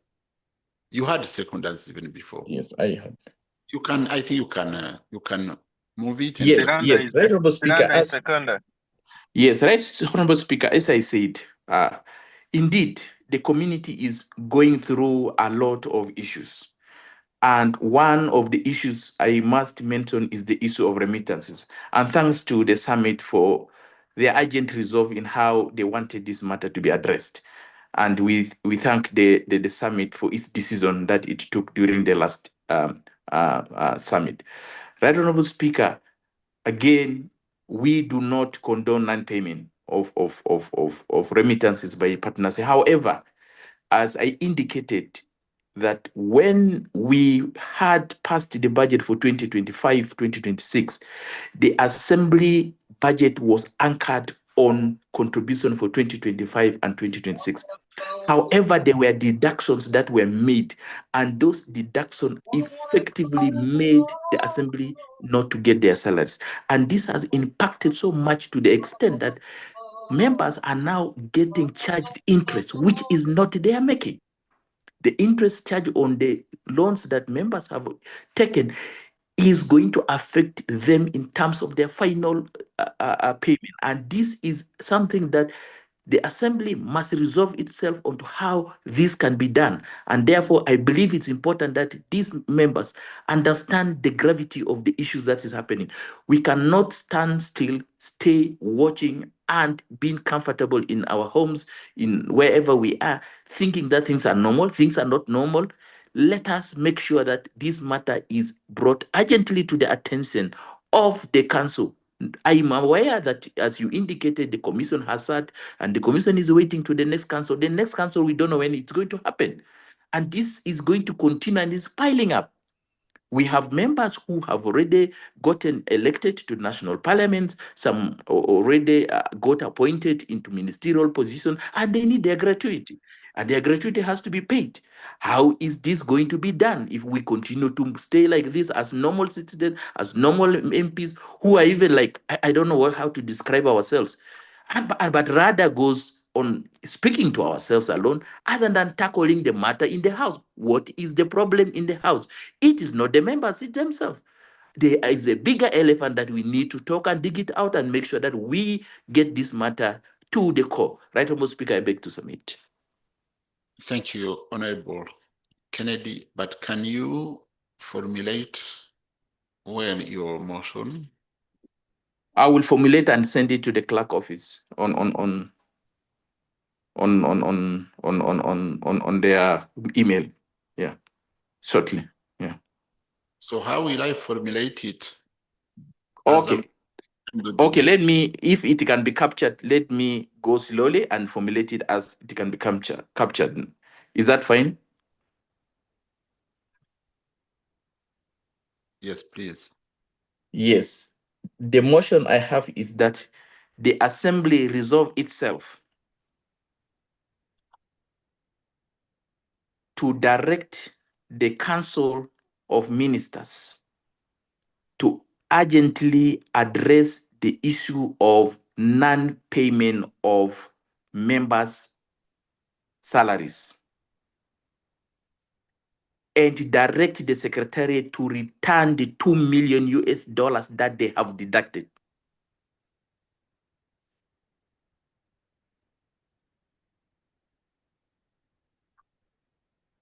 To allow for the payment of the salaries of the members. Thank you. If it is captured well.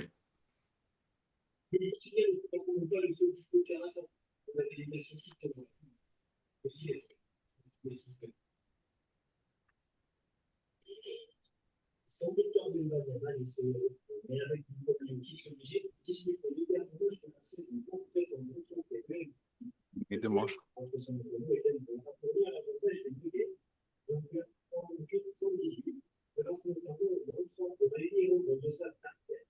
The background noise.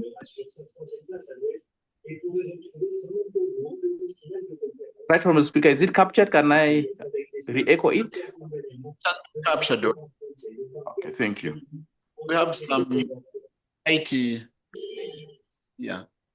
There is a member talking on that. This IT team. Mute him.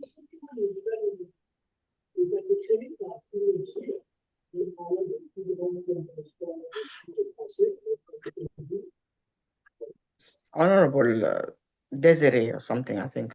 Honorable members, the motion on the floor is that the Assembly do resolve to direct the Council of Ministers to urgently address the issue of salaries for members, and it's Honorable Gideon, even our staff are suffering. Honorable Kennedy, yes. Can we add for yes, we can add the staff and that the secretary should refund the $2 million they have deducted.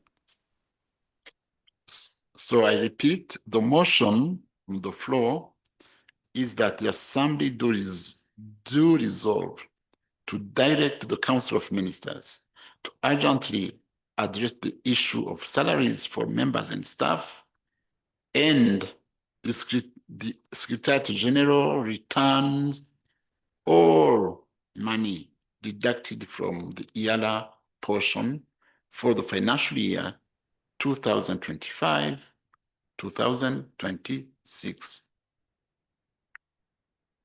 Is it okay? Very, very okay, right, Honorable. So debate is open. We have Honorable Makame, and who else? Clerk, get the list. Let's start by Honorable Makame when the clerk is taking the names. Thank you very much, Mr. Speaker, for giving me the floor to address myself on this important motion that has been brought by my brother, Honorable Kennedy Ayerson Mukulia, of which we co-top and we support. But before, Mr. Speaker, I start to address the matter, allow me, Mr. Speaker, to wish you, Mr. Speaker, and all the members here a happy new year 2026. Much as it is coming in April, it just emphasizes the fact that the matter that Honorable Mukulia has raised is pertinent, because we haven't had any activity that would bring us together. So now, the few who are here now, we managed to see each other for the first time in this year, on the 4th month of the year. And others haven't yet seen each other. So it's a very serious matter, Mr. Speaker. Mr. Speaker, also to congratulate my brother and colleague, Honorable James Kinyasi Milia, for having taken the oath. Hongera sana mheshimiwa. And also our colleagues, the chapter of the Federal Republic of Somalia. Mr. Speaker, the issue of non-payment of salaries to members, to staff of the community is a very serious matter. And why it is very serious, it is because, Mr. Speaker, this is it's a statutory obligation. It means that the community is failing to meet its statutory commitments. And this is not only in Eala, it also is in other organs. And also some activities are not taking place at all. And that shows that probably somewhere the vision of the EAC is not being shared, and the commitment is not as it should be. So, Mr. Speaker, we were very happy when we heard that the summit of the heads of state convened on 7th of March. And the summit went on to be lenient, because other than sanctioning, went to reward by saying that they are going to award 50% discount for payment. But we now want to see now with that decision now, how is that affecting real time? Because the activities, the salaries have been paid since that meeting of the summit, which is a very sad outcome. Mr. Speaker, during the previous assembly, we had some lawyers in this. I know we still have lawyers in this assembly, but the other one, we had the lawyers who are very active in the East African Court of Justice. And I believe, had we had those energetic lawyers, this issue of non-payment of salaries to members and staff and non-performance of activities of which are supposed to integrate the EAC and move the integration forward, these matters would have been at the EACJ long time ago. But now it seems we are also, because we need to have we have to move forward. I see we are mark timing, Mr. Speaker. And also, the issue raised on the salaries, because you see our members of staff and the members of the assembly, usually they take loans to finance some of the personal commitments they have to take. And they want to survive based on the allowances and activities which you may have. But now you have no salaries coming, and you don't have any activity coming, and the loan which you have taken, you've already committed it somewhere, and you're supposed to repay back the loan with the interest. And the non-payment of the loan, non-repayment attracts additional interest, which is being compounded. And this is also attracting further penalty to our members of staff and members of assembly. So, Mr. Speaker, I think this matter has to be considered very seriously. And we would like the Commission, and through you, Mr. Speaker, to engage the Council. And the good thing is we have one member of the Council here, Honorable Milia, that this budget, which has been, we have a draft budget, but they should come with a fund to help members to meet those financial commitments. Actually, we should probably even be claiming interest on the unpaid earnings, which have been outstanding for almost half a year now.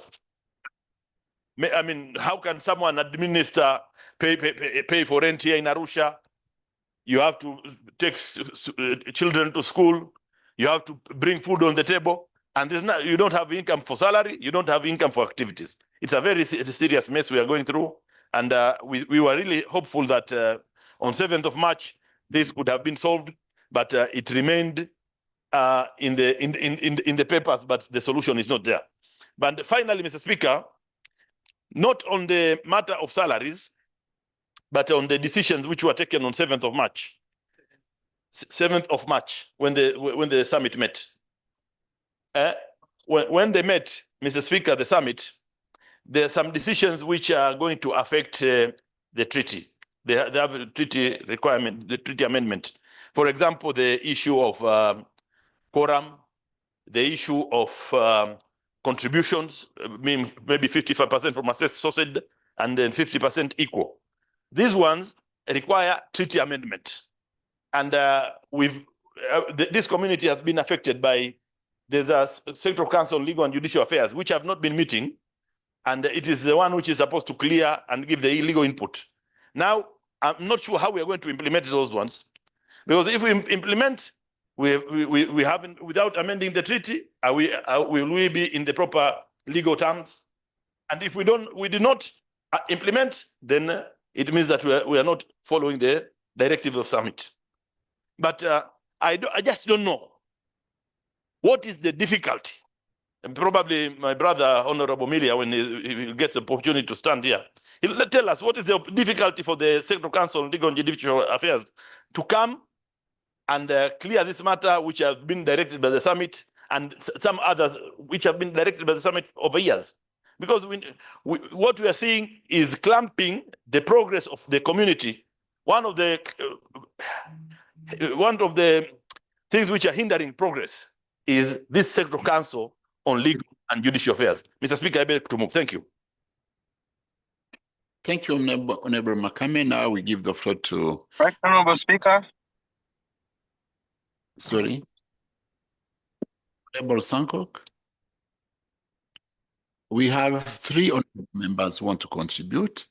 My hand has been up.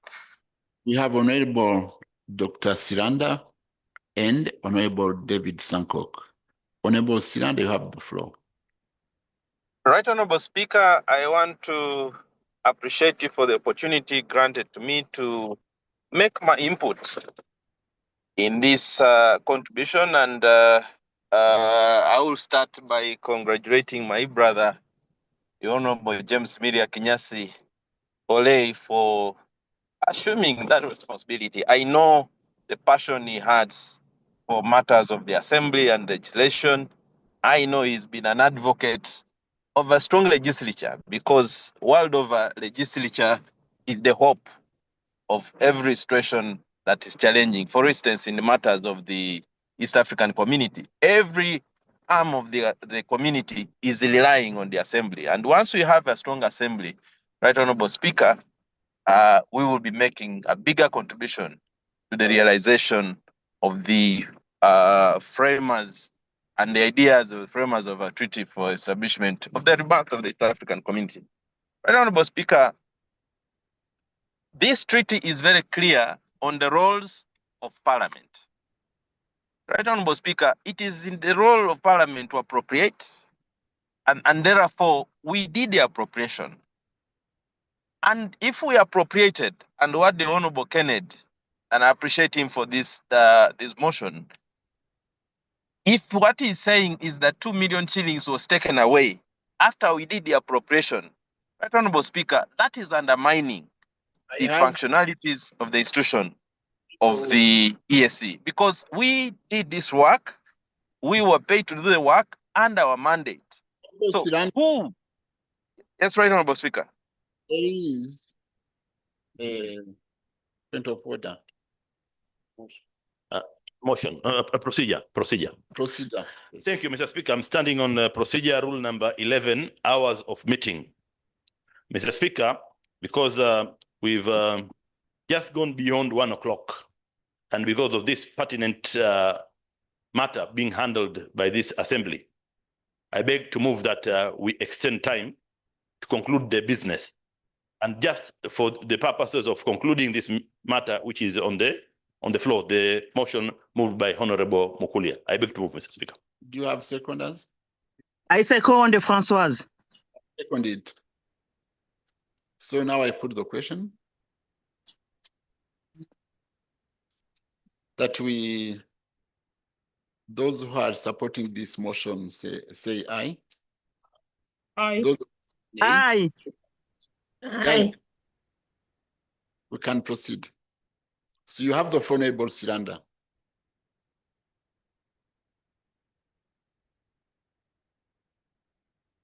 Honorable Siranda, Black, come back. Right, Honorable. Thank you, Right Honorable Speaker, and thank you, Honorable Makame, for that very important intervention, because we need to do a lot of work under the armpits of the law. Right Honorable Speaker, I do not want to say a lot of things, but I'm saying that this motion is timely, not because it's going to give us salaries and payment, but it is going to reassure and recommit the mandate of budget appropriation and passing the budget as the role of the assembly. Once the assembly passes a budget, then it should be implemented as it is, Right Honorable Speaker. So the motion is asking us to urge the Council of Ministers to direct the Secretariat to refund that money. Not just to refund, but to obey to the role of the and the duty, rather the mandate of the assembly, that it is the role of the assembly to appropriate. Otherwise, we will become a rubber stamping parliament that they only come to parliament to only pass a scrutiny of a process. The process of passing it, but it's not just a process, it's not an event, but it is a role that is tasked within the treaty, Right Honorable Speaker. I therefore think that this motion is very timely because it will give us the real powers that we have. That once we pass the budget, you cannot go and play around. And of course, maybe we also have to study other institutions where money was taken off, so that that money is put back if there are other institutions where money was removed, so that we get the role. Otherwise, it will be meaningless for us to sit, spend a lot of hours, committee GP sits, it comes to the House, we pass the appropriation, and as the treaty mandates us to do, and then somebody sits somewhere and decides to allocate money as they want. Right Honorable Speaker, I beg to support this motion, and also with the caution that next time going forward, nobody does that thing. If you want to do so, you come back to Parliament for reappropriation, Right Honorable Speaker. I beg to submit. Thank you, Honorable Siranda. Now, Honorable David Sankock.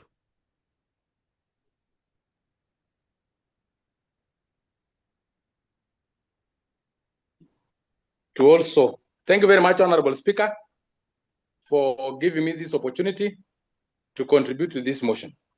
Honorable Speaker, and you remember I had brought a motion like this of partner states. And Honorable Speaker, with due respect, I wish such a motion was brought by a member from the paying states. Because what we are facing, Honorable Speaker, is the issue of non-remittances. And we must be true to ourselves. We must be genuine to ourselves. And we must be moral to ourselves that those paying states, the four of them, have their taxpayers' money being used by non-paying states.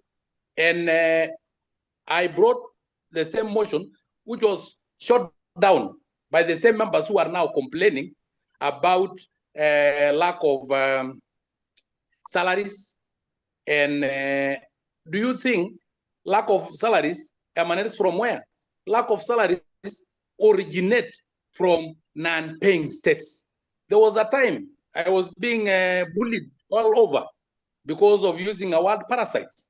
But to speak the truth, and even if I wish to be diplomatic, surely we have to be genuine to ourselves that leaders and members of parliament who come from non-paying states, including you, Honorable Speaker, it is high time you go to your leadership in your country and tell them that the community is collapsing because of you. It is not because of Kenya. It is not because of the United Republic of Tanzania. It is not because of the Republic of Uganda. It is not because of the Republic of Rwanda. It is because of those who have stayed for 5 years. How can you be earning a salary from another country taxpayers' money, and you don't even feel some little morality in you to an extent of even saying, because we actually, Honorable Speaker, had said we should be having virtual meeting for those who are non-paying states. And Honorable Speaker, I think my president have already made this clear. And those who with the burden of loans, I sympathize with you. Some of us don't take loans, but I sympathize with you. But already my president have taken a decision in the heads of state summit that going forward in the next Eala, countries should be paying for not only their staff, the payslip can be prepared by Eala and EAC, but payment should be made to their staff and to members of parliament by their respective states of origin, so that the countries pay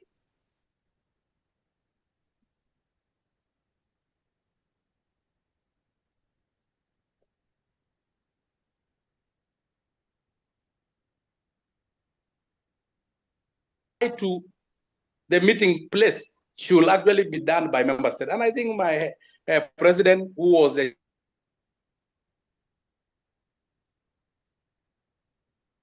Yoweri Museveni, who is the current chair of EAC head of state summit, also support this, because we can't really allow the community to collapse.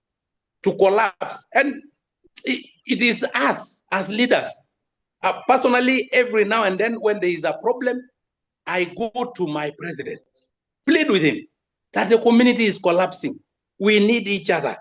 Please pay. Let us pay so that we can. It is also for those member states. And I plead with you, the speaker of Eala. Let this community not fall or collapse under your watch. You have the key.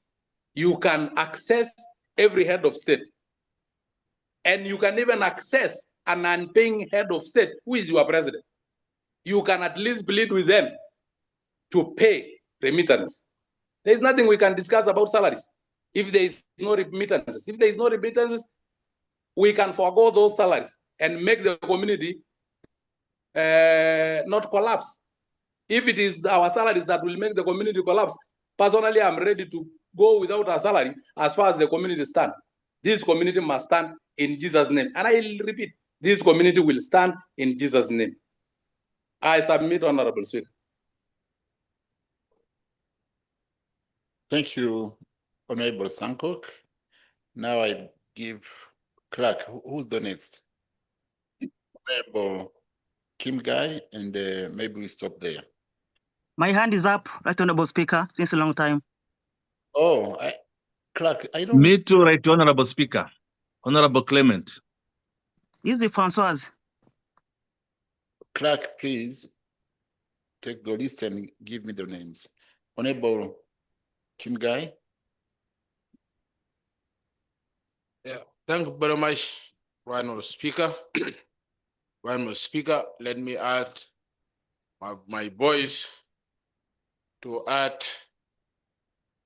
congratulate my MP area for winning election last year, October, and also be appointed by our President Mama Suluhu Samia Hassan. Congratulations, my brother, and you deserve that appointment. And also let me welcome our new members to Parliament from the Federal Republic of Somalia. Why not, Speaker? I don't know why this community we are going on bush, we are not going stress where the challenges is. And I'm very happy that our good brother, Honorable James Milia, is here with us and going to sit in the council. He's somebody that we cannot advise him what he's going to do in the council meeting, which is going to take next week on 23rd or 22nd by this month. Right, Mr. Speaker, the treaty is very clear, and I don't know why we are going on bush. Which provide two things: sanctions and suspended membership. And my good friend Sankok are very annoyed because this motion had been brought us from Republic of South Sudan. My brother, I will tell you, it is very shameful on us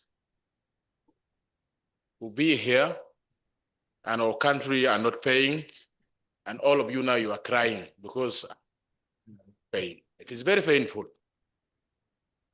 But I have to remember you also, in 1967, when this community collapsed, it did not collapse also because of remittance of the money.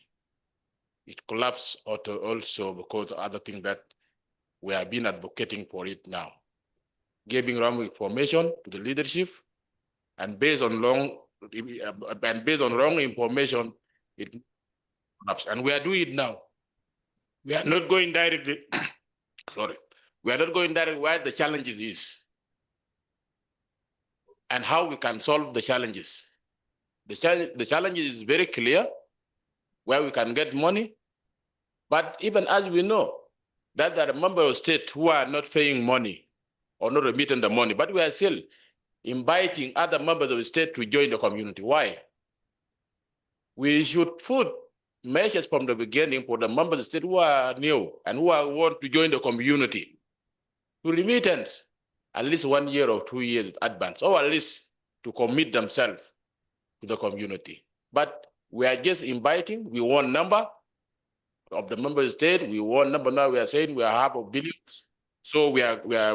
So right now, Speaker and honorable members, I think we need a lot of work to do out of issue of the remittance. And even this assembly, and I will say it with fear of confusion that the current Secretary General, he disappointed me, and she disappointed this assembly because she is fruit of this assembly. If it is not this assembly, she will never be a Secretary General of this community. However, right now, Speaker, she is the first person to turn against the assembly. Because, and this one, Honorable James Miller, is a very serious one. How you can deduct amount of budget of 2026 from the current budget. Point of order, Honorable Speaker. 2024, sorry, 2025 by law. Point of order, Honorable Speaker. It cannot be happen. Excuse me, I don't hear you well. Who's talking? Point of order, Honorable Speaker. This is Honorable Sankok. Point of order. Yes, point of order, Honorable Sankok. Honorable Speaker, I think with a lot of respect to Honorable Kim Gai,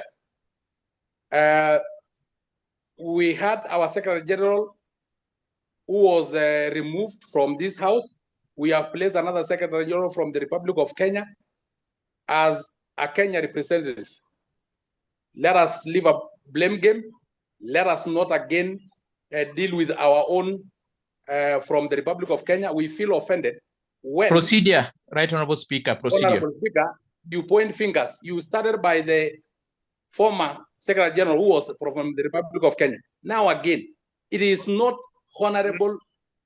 Honorable Sankok, Honorable Kimigai, yes. Please, let's contribute only on this motion we have. It is remittances. It is not about the Secretary General. Procedure, Right Honorable Speaker. Secretary General to be dealt with. Yes, Honorable, was it Siranda? Honorable Siranda? Right Honorable Speaker, I think that is Honorable Ayason Mukulia, not me, Right Honorable. Okay, Honorable Mukulia. Yeah, Right Honorable Speaker, I raise on procedural matter. One is that the motion is talking on a different issues. However, people are bringing up an order that is not related to the motion. Okay? A member is debating and someone is saying it's an order. It's not a national matter. This is a regional matter. We should be able to differentiate between regional matters and national matters. It is until we are able to know our role as regional legislators, that is when we can be able to debate meaningfully. I tend to wonder if we are debating on a national matter here. This is a regional matter of concern, and that's what the motion is talking about. Why are we bringing national matters here? It's quite important for us to differentiate that. Right, Honorable. Let's debate the motion the way it is, not really the way others wanted to portray it. I submit. Thank you. Honorable Kimga, you have the floor, but please do not bring back these national matters. Right now, the speaker, let me be in record. When I brought issue of Secretary General, it is a part of the motion. Because the motion is, they say, we have to bring back our 2 million to assembly. And that 2 million had been by Secretary General. That one should be in record of this house. It is the Secretary General who write the letter to even he go further. She wrote the letter to the bank, and even all the money had been deducted coming from the Secretary General, when was speaker. But if other people are not feeling very well, this is how community is going to collapse, because people are waiting to truth to be said, to be honest. So right now, speaker, I will never go far, because I'm seeing now that the community is going to collapse. Thank you very much. Thank you, Honorable Kimigai. Now, Honorable Francoise and Honorable Clement. Thank you very much, right, Honorable Speaker. The network is not good. I could have put the video, but if I put the video, you won't hear from me. I tried it early enough. So allow me to just talk without putting the video. Mr. Speaker, I want to appreciate Honorable Mukulia for this timely motion, because this crisis has just put is well documented.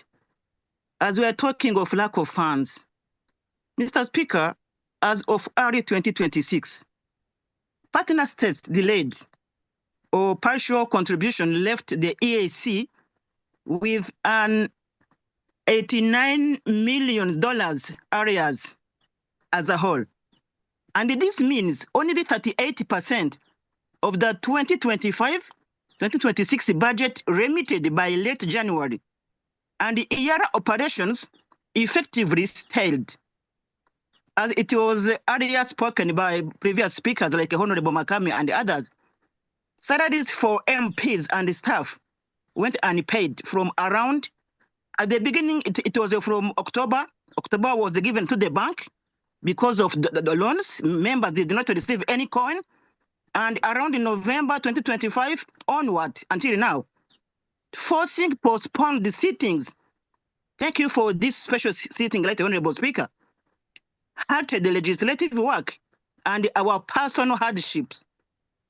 The March 2026 of EAC summit decisions, Mr. Speaker, I was there. I thank you for having been there, and the other members that were there as well. They were put on record.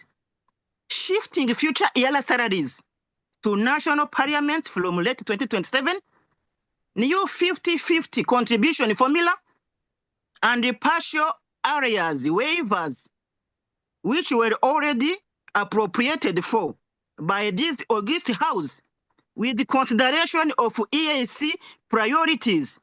Mr. Speaker, I'm a member of GP. You have been attending the pre-budget conferences whereby priorities were based on urgency of this community. When we talk of waivers by the summit, I don't know if these priorities are no longer there. They were no other alternative. Eala members of GP were part of this, and this is also part of identification of the need going forward. Even though the head of state showed some progress, they did collect the damage already done to the current terms work plan, not only for Eala as an organ, but for other EAC institutions. Mr. Speaker, we have children. We are members of parliament with a contract. We committed ourselves to other priorities. Discomfort when it comes to our children's education, when we are given invoices and bills that are stalled, non-paid, it's really shameful as members of parliament. Our professional growth, all of these are a collective harm to regional integration. We need our 2 million back so that we can at least save some obligations. We have also the treaty obligation, Article 5 on cooperation, Article 75 on 71 on contribution, Article 132 on equal contribution of partner states. Sanctions are not observed. These are part of our responsibilities, Right Honorable Speaker. I want to extend many things, but Mr. Speaker, honorable members, distinguished colleagues, today, I may say even I'm in anger, but in profound disappointment, and I appeal this House to urge the Council of Ministers to look into this matter with the urgency. Mr. Speaker, I thank you very much. I beg to submit. Thank you. Thank you, Honorable Francoise. Now, Honorable Musanga Batware Clement, and I will then give the floor to our Honorable Minister before going back to the chair, to the mover of the motion. Yeah. Thank you, Right Honorable Speaker, for granting me this opportunity. First and foremost, I want to congratulate Honorable James Milia and wish him all the best. I take this opportunity to welcome our honorable sisters and brothers from Federal Republic of Somalia in this community. You are most welcome. Coming back to the motion, the treaty is clear. Non-payment of salaries is not merely an administrative oversight. It is a breach of the spirit and the principles of the treaty, particularly those unreached under Article 8. It undermines the independence of this assembly, the moral and the welfare of its member, the credibility of the East African community as a whole.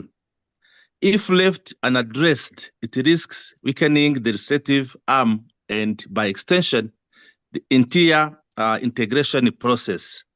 Right, Honorable Speaker, honorable members, this motion is grounded not only in fairness, but in the treaty itself, which we are all bound to uphold. Let us act decisively to safeguard the integrity of this assembly and ensure that its members are enabled to serve with dignity and commitment. I therefore urge honorable members to support this motion. Eala must meet the bill of penalties from the bank on our loans. The money taken by the Secretariat must be taken back as soon as possible. I beg to submit. Thank you, Honorable Clement. Now, Honorable Minister, you have the floor. Speaker, I have a small submission. To who? My hand is up. Sorry? I'm saying I want to contribute. My hand is up. Maybe you did not see it. What can?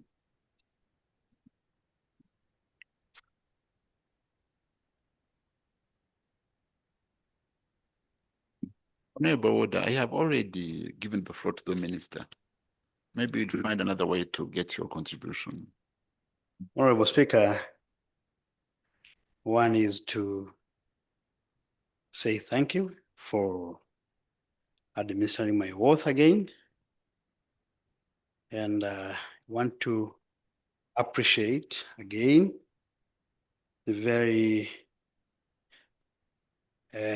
guidance you have given me throughout when I was a member of parliament in this house.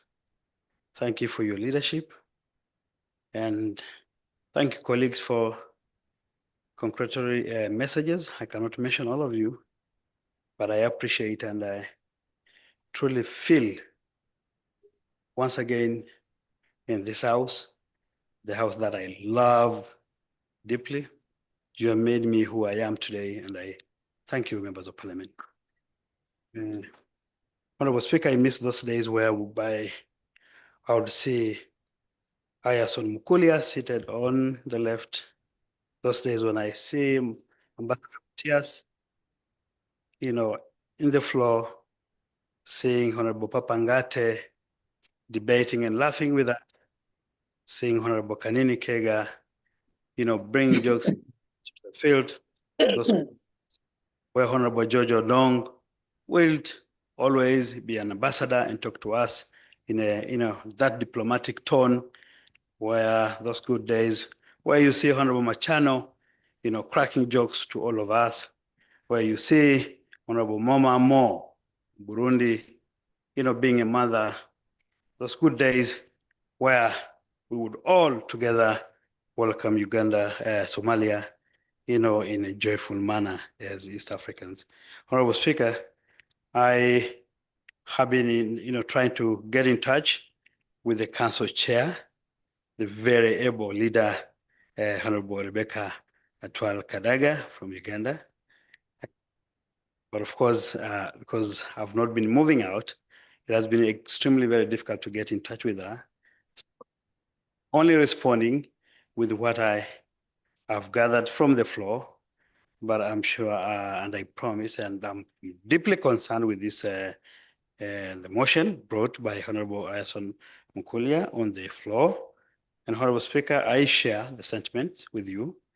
And as a council member, I will definitely act upon this. And I want also to appreciate that even the commission of this assembly has already made steps toward this very motion. So as council, I'm sure we're meeting very soon. And the approach, I've had sentiments from members of parliament, and I want to react on a few of them. There was a feeling that, the last summit that the summit did somehow reward to those members from those member states that are not paying or contributing. But I want to assure this assembly, Honorable Speaker, that it is with deep concern that members of the summit, that we, the council, have seen the feelings, and it is true that the summit is the highest organ of this institution, the East African community as a whole. We have to understand that they are more informed of every country situation, every political, in real time, of every member state. For their decision is a decision well informed, different from what we sometimes as members of parliament understand. It's a considered decision. And at this point, I want to truly congratulate the former summit chair, Honorable Samoei Ruto, for his considered leadership on this point. You have seen the summit has made a number of decisions, progressive, basing on a situation of every member state within our community. So I want to assure members of parliament, you know how honest I am normally. The decision taken by the summit was truly a considered decision. Please bear with us. And the summit that I will be sitting on will definitely consider your feelings and argument. And I want again to assure you, Honorable Speaker, that I understand truly the importance of this institution called Eala. And during my time, as my president wishes, in the assembly and in the council, I will always support the logical sentiment from the Eala for the progression of the community as a whole. So, Honorable Speaker, I don't want to really talk much, but one, it's not the interest of the council at all time to make this assembly a rubber stamp. So please be assured that the council will never want to consider a situation where you, honorable members of parliament, will be just rubber stamping we will be rubber stamping on the decisions you make. No, never. Or the decision we make, then you come to rubber stamp. Secondly, I want to congratulate Mzee Yoweri Kaguta Museveni, President of Uganda, for assuming the leadership of the summit, and truly, under his leadership, I'm sure the community has a new hope. We know his heart, we know who he is, how deeply he holds this community dearly into his heart. So for the council, I'm sure for the first meeting after the summit, last summit, we're going to have a different approach under his able leadership. But again, under the leadership of the council chair, Honorable Rebecca Kadaga, and later on the leadership of Mzee Stephen Mbundi, I truly know very well, has been my immediate permanent secretary in the ministry that I lead, the minister that I'm part of. I know his commitment, and I can assure this assembly that we will also step on the good foundation laid by the last council and also the leadership that has ended. I know that some of you have different feelings about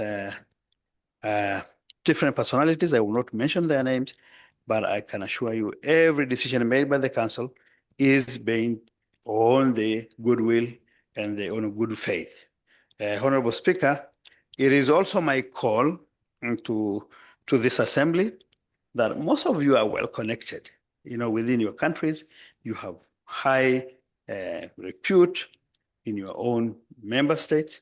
Please help us on also pushing on the non-payment of the fees in the community. So please, we will all.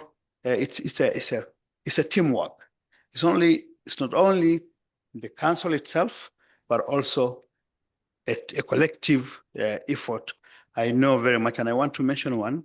When I was a member in this house, I remember the Honorable Speaker at times would go steps further to pledge with the Republic of Burundi to pay, and he has made a number of times, and we have seen results.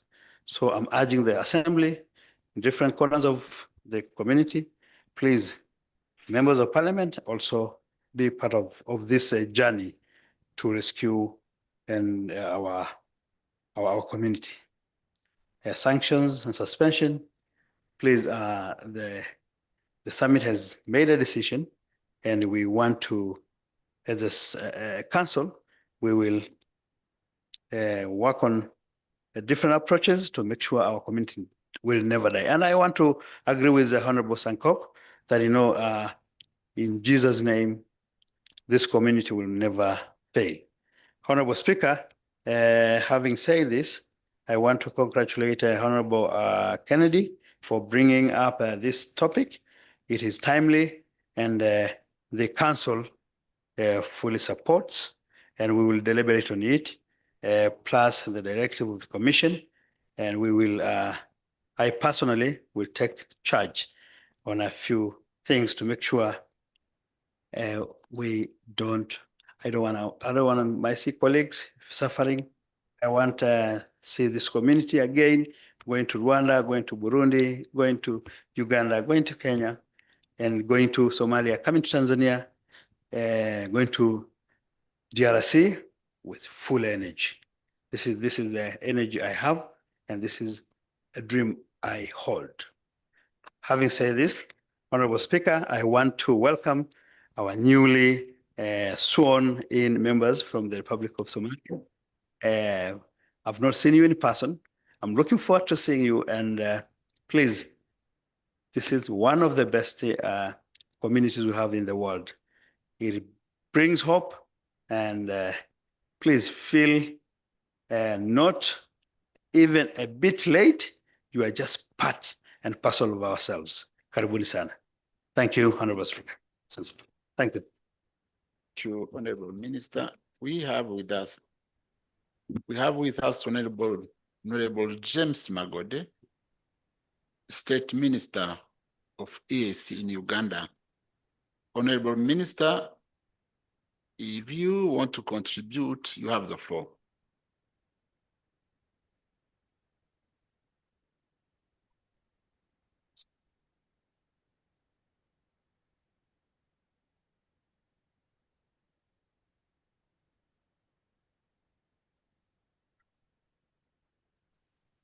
Honorable Speaker. Yes, we are hearing you. I just want to add my voice to what the Honorable Minister has already indicated as a reaction to the motion. It reflects even our own sentiment in Uganda, the fact that it's not normal that we can have members of parliament of EAC having so much anguish about things that should have been solved. These are not even matters which should have been issues being raised in the House of the floor. But the fact that they have been outstanding, it's good for them to voice that sentiment to the Council of the Ministers. And therefore, I will also assure the House that the Council of the Ministers will associate itself with the very sentiments that you've already expressed. The chairperson of the Council of Ministers, who is my senior minister, is unfortunately out of the country. He's on different duties and therefore has been unable to be personally available to hear these sentiments and possibly to reassure you all about what might happen. But since I'm here on her behalf, I'll also commit myself to convey to her your very, very deeply felt agony to ensure that the Council of Ministers will, upon passing your motion, I'm sure the motion will be passed. I don't know whether I have it or not yet. But since there's something yet in the offing, I don't want to prejudice what the House will be doing, but I will hope that whatever will happen to the motion, the Council of Ministers will react properly. It's true that the heads of state, the summit, did make some recommendations, varying certain ways of doing making remittances before.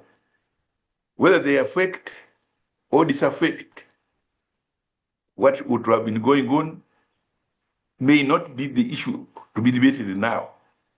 What is important is that the decisions have already been made, and we should have, the Council of Ministers will have the duty to take into account what has happened and how to deal with situations as they have arisen. Because whatever decision the heads of state made did not ignore the fact that the members of Eala have got remunerations to be paid. It's only that it's the duty of ministers to make sure that what is supposed to be done gets done in the circumstances that will arise. We are sure that since some retrieve was made to some of the countries which have not yet contributed, they will benefit by the fact that because they have been given grace period, they ought to be able to take that into account and pay whatever is to be paid immediately, and maybe that can relieve us. In any case, whatever decisions were made in the good interest of the future of the community, and we're hoping that the decisions of the summit will be effective. Honorable Minister, I submit. Honorable Chair, I submit. Thank you, Honorable Minister. Now I give the floor to the mover, who is Honorable Kennedy. Yeah, thank you so much, Right Honorable Speaker, and everyone here. And before I could reply, allow me at this time to congratulate Honorable James Milia for taking up the position of the Deputy Minister in charge of EAC. Honorable Milia, I wish you every success in whatever you're doing.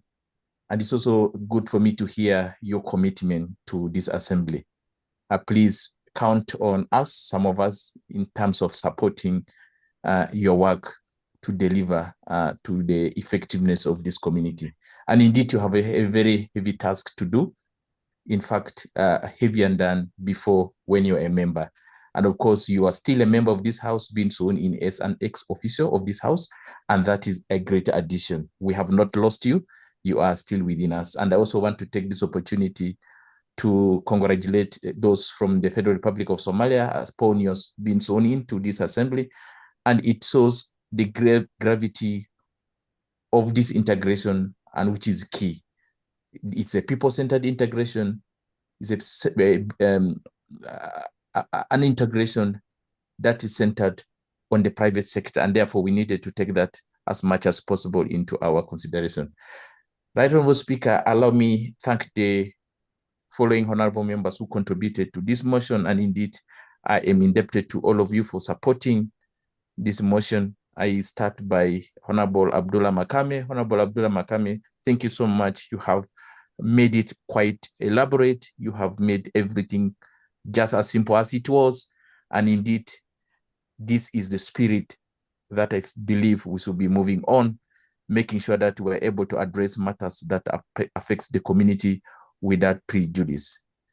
Honorable Siranda, SGDF, DP, it is indeed glad to hear from you in terms of supporting this motion. Indeed, we must indicate that we are not a rubber stamp parliament, and we are not targeting anybody from any other partner state, but we are calling on those who are given the office to manage resources, to manage human beings, to manage everything, to be candid of their responsibility bestowed on them.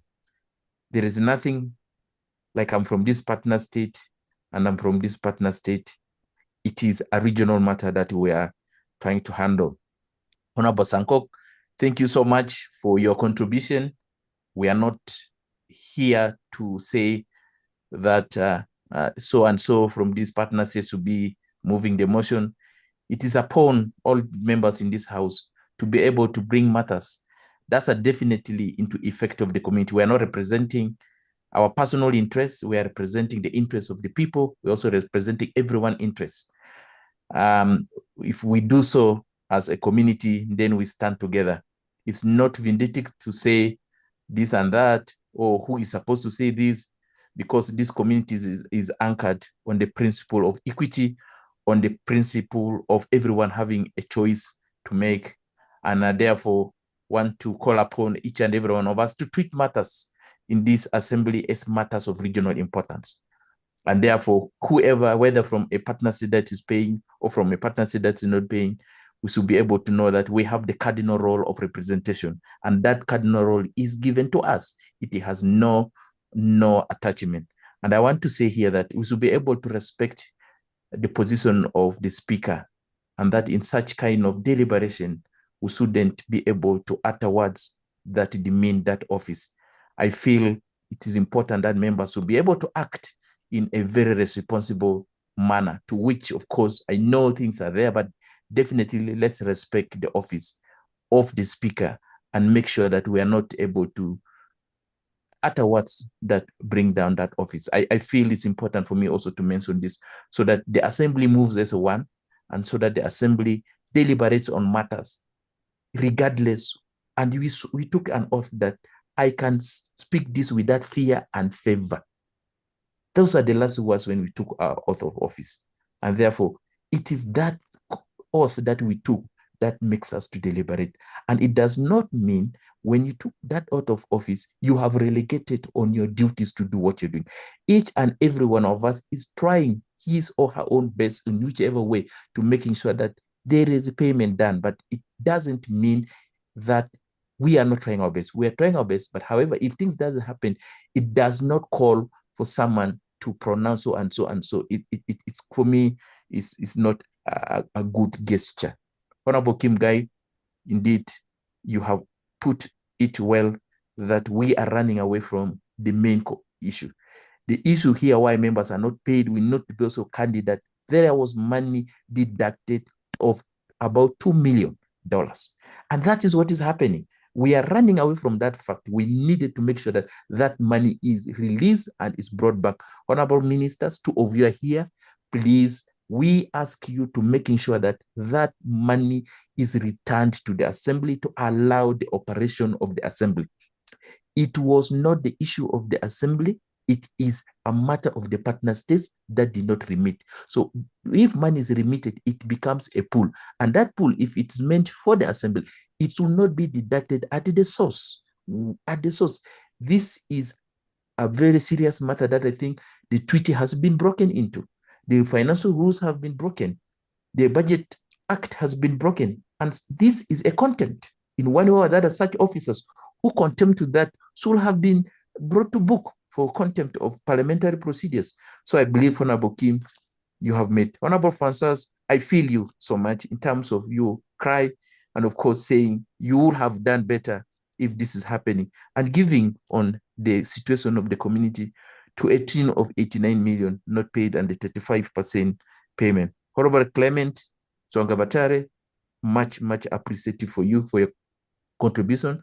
And indeed, I believe collectively we shall be able to address the matters of this community, and we shall be able to come out of whatever we are happening with hope that, of course, this community belongs to every one of us. And to all the members who may want to contribute and did not have the chance to contribute, I know you have it in your heart, and therefore you can be able to very much next time contribute. In any case, we are still there, and same procedures will be coming, same motions will be coming. And I want to say thank you, Right Honorable, for presiding over this sitting, for calling up this special sitting. It gives us the opportunity to once again meet together and talk, and I appreciate it. So thank you so much. Thank you, Honorable Kennedy.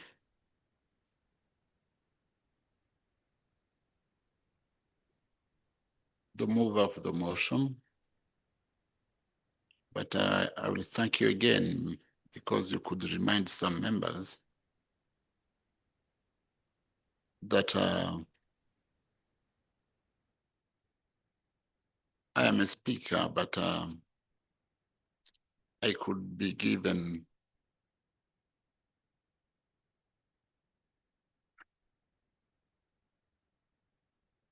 respect by some members, some who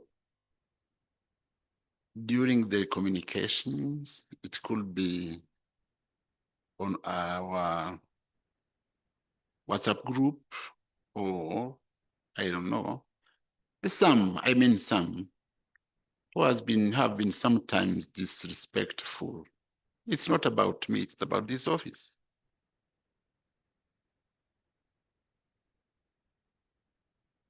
And I will not go far. I stay there. But next time we should maybe also consider this red book, which has given us rules and procedure of the assembly. With this, honorable members, the motion on the floor is that the assembly do resolve to direct the Council of Ministers to urgently address the issue of salaries for members and staff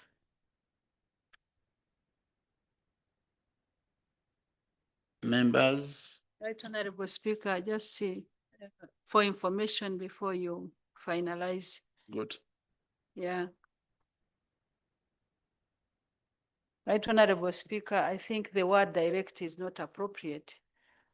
We can say urge. Urge. Thank you. Honorable Kennedy. Yes, it is urge the Council of Ministers and again to direct the secretary to the council to direct the secretary to return the money. Can you repeat it again, your motion?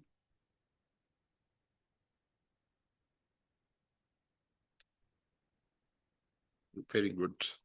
So the motion is that the motion on the floor is that the assembly urge the Council of Ministers to urgently address the issue of salaries for members and staff and direct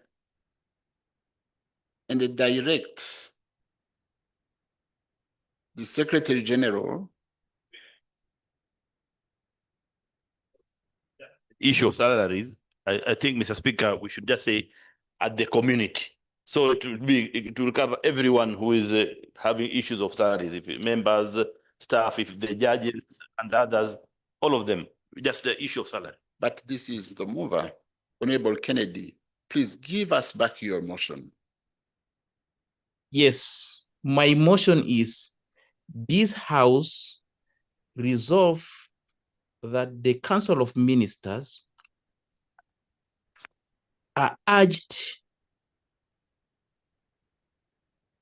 to make sure that members and staff salaries are paid and that the council is to direct the secretariat to be able to return the money that they have deducted to allow for the smooth operation of the assembly.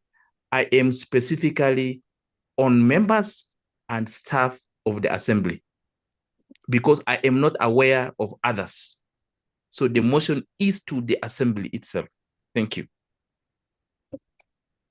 I don't know. Sorry?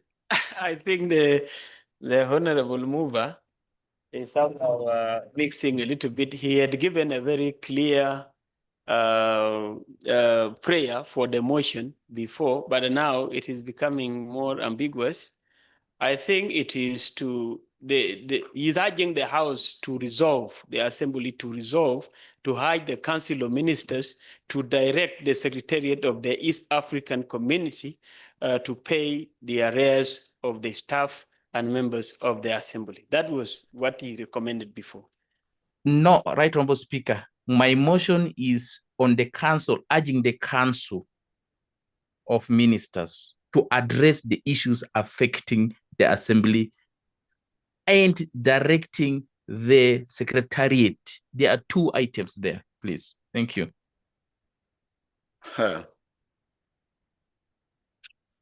The original motion is very right that you are reading, Right Honorable Speaker. What you are reading, the only thing is to omit the word direct and replace it with urge. That is it.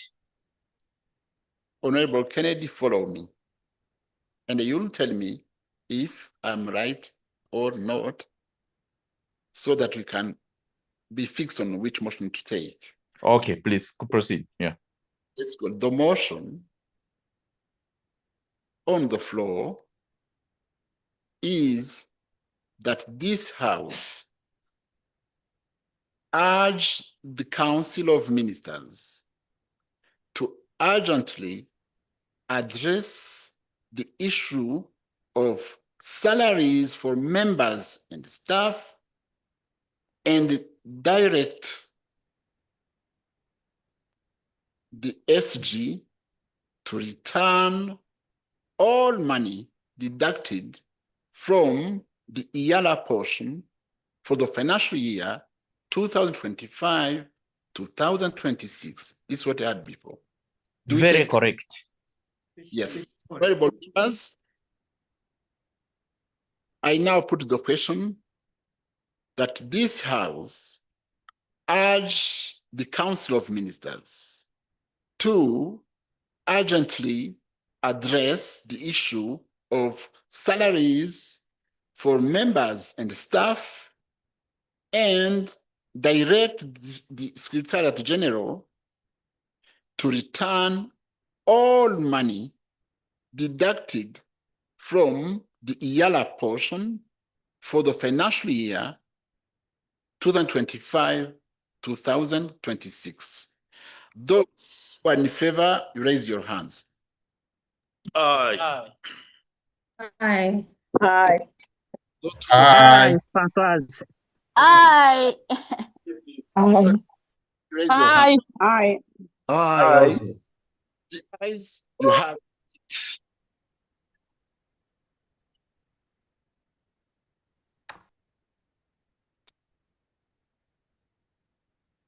Honorable members, we have reached the end of our journey, but let me recognize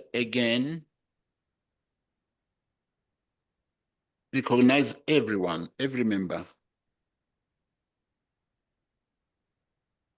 I know we have been facing very, very difficult times. It has been 4 months without salary for us and for the staff, maybe.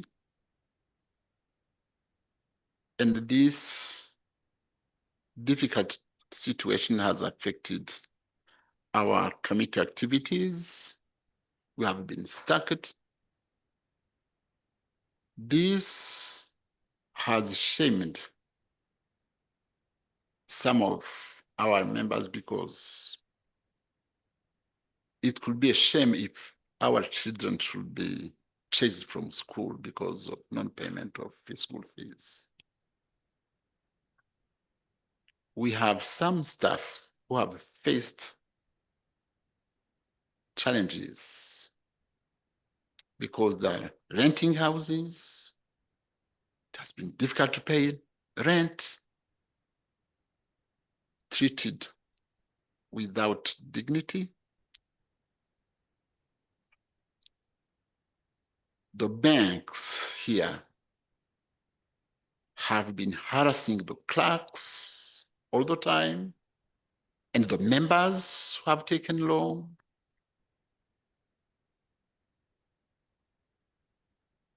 These things are not normal.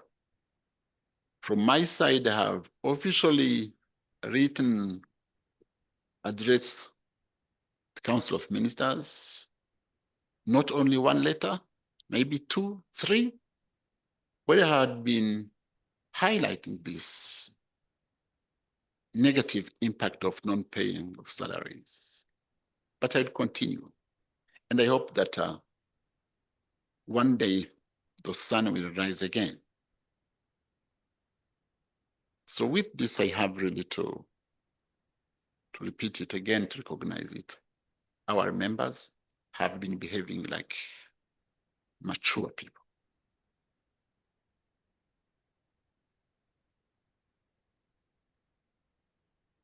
And the honorable ministers, we're lucky to have you with us. This is a signal that maybe we'll get solution. So with this, honorable members, I have to adjourn this house sine die. Thank you. Good afternoon. Thank you.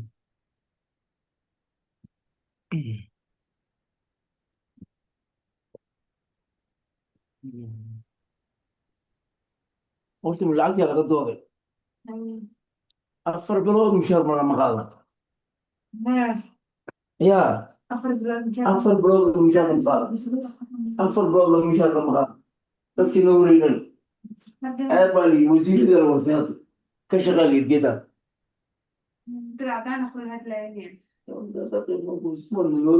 sideedan oo dalka east africa marka hadee wixii laga shaqeynaya hadda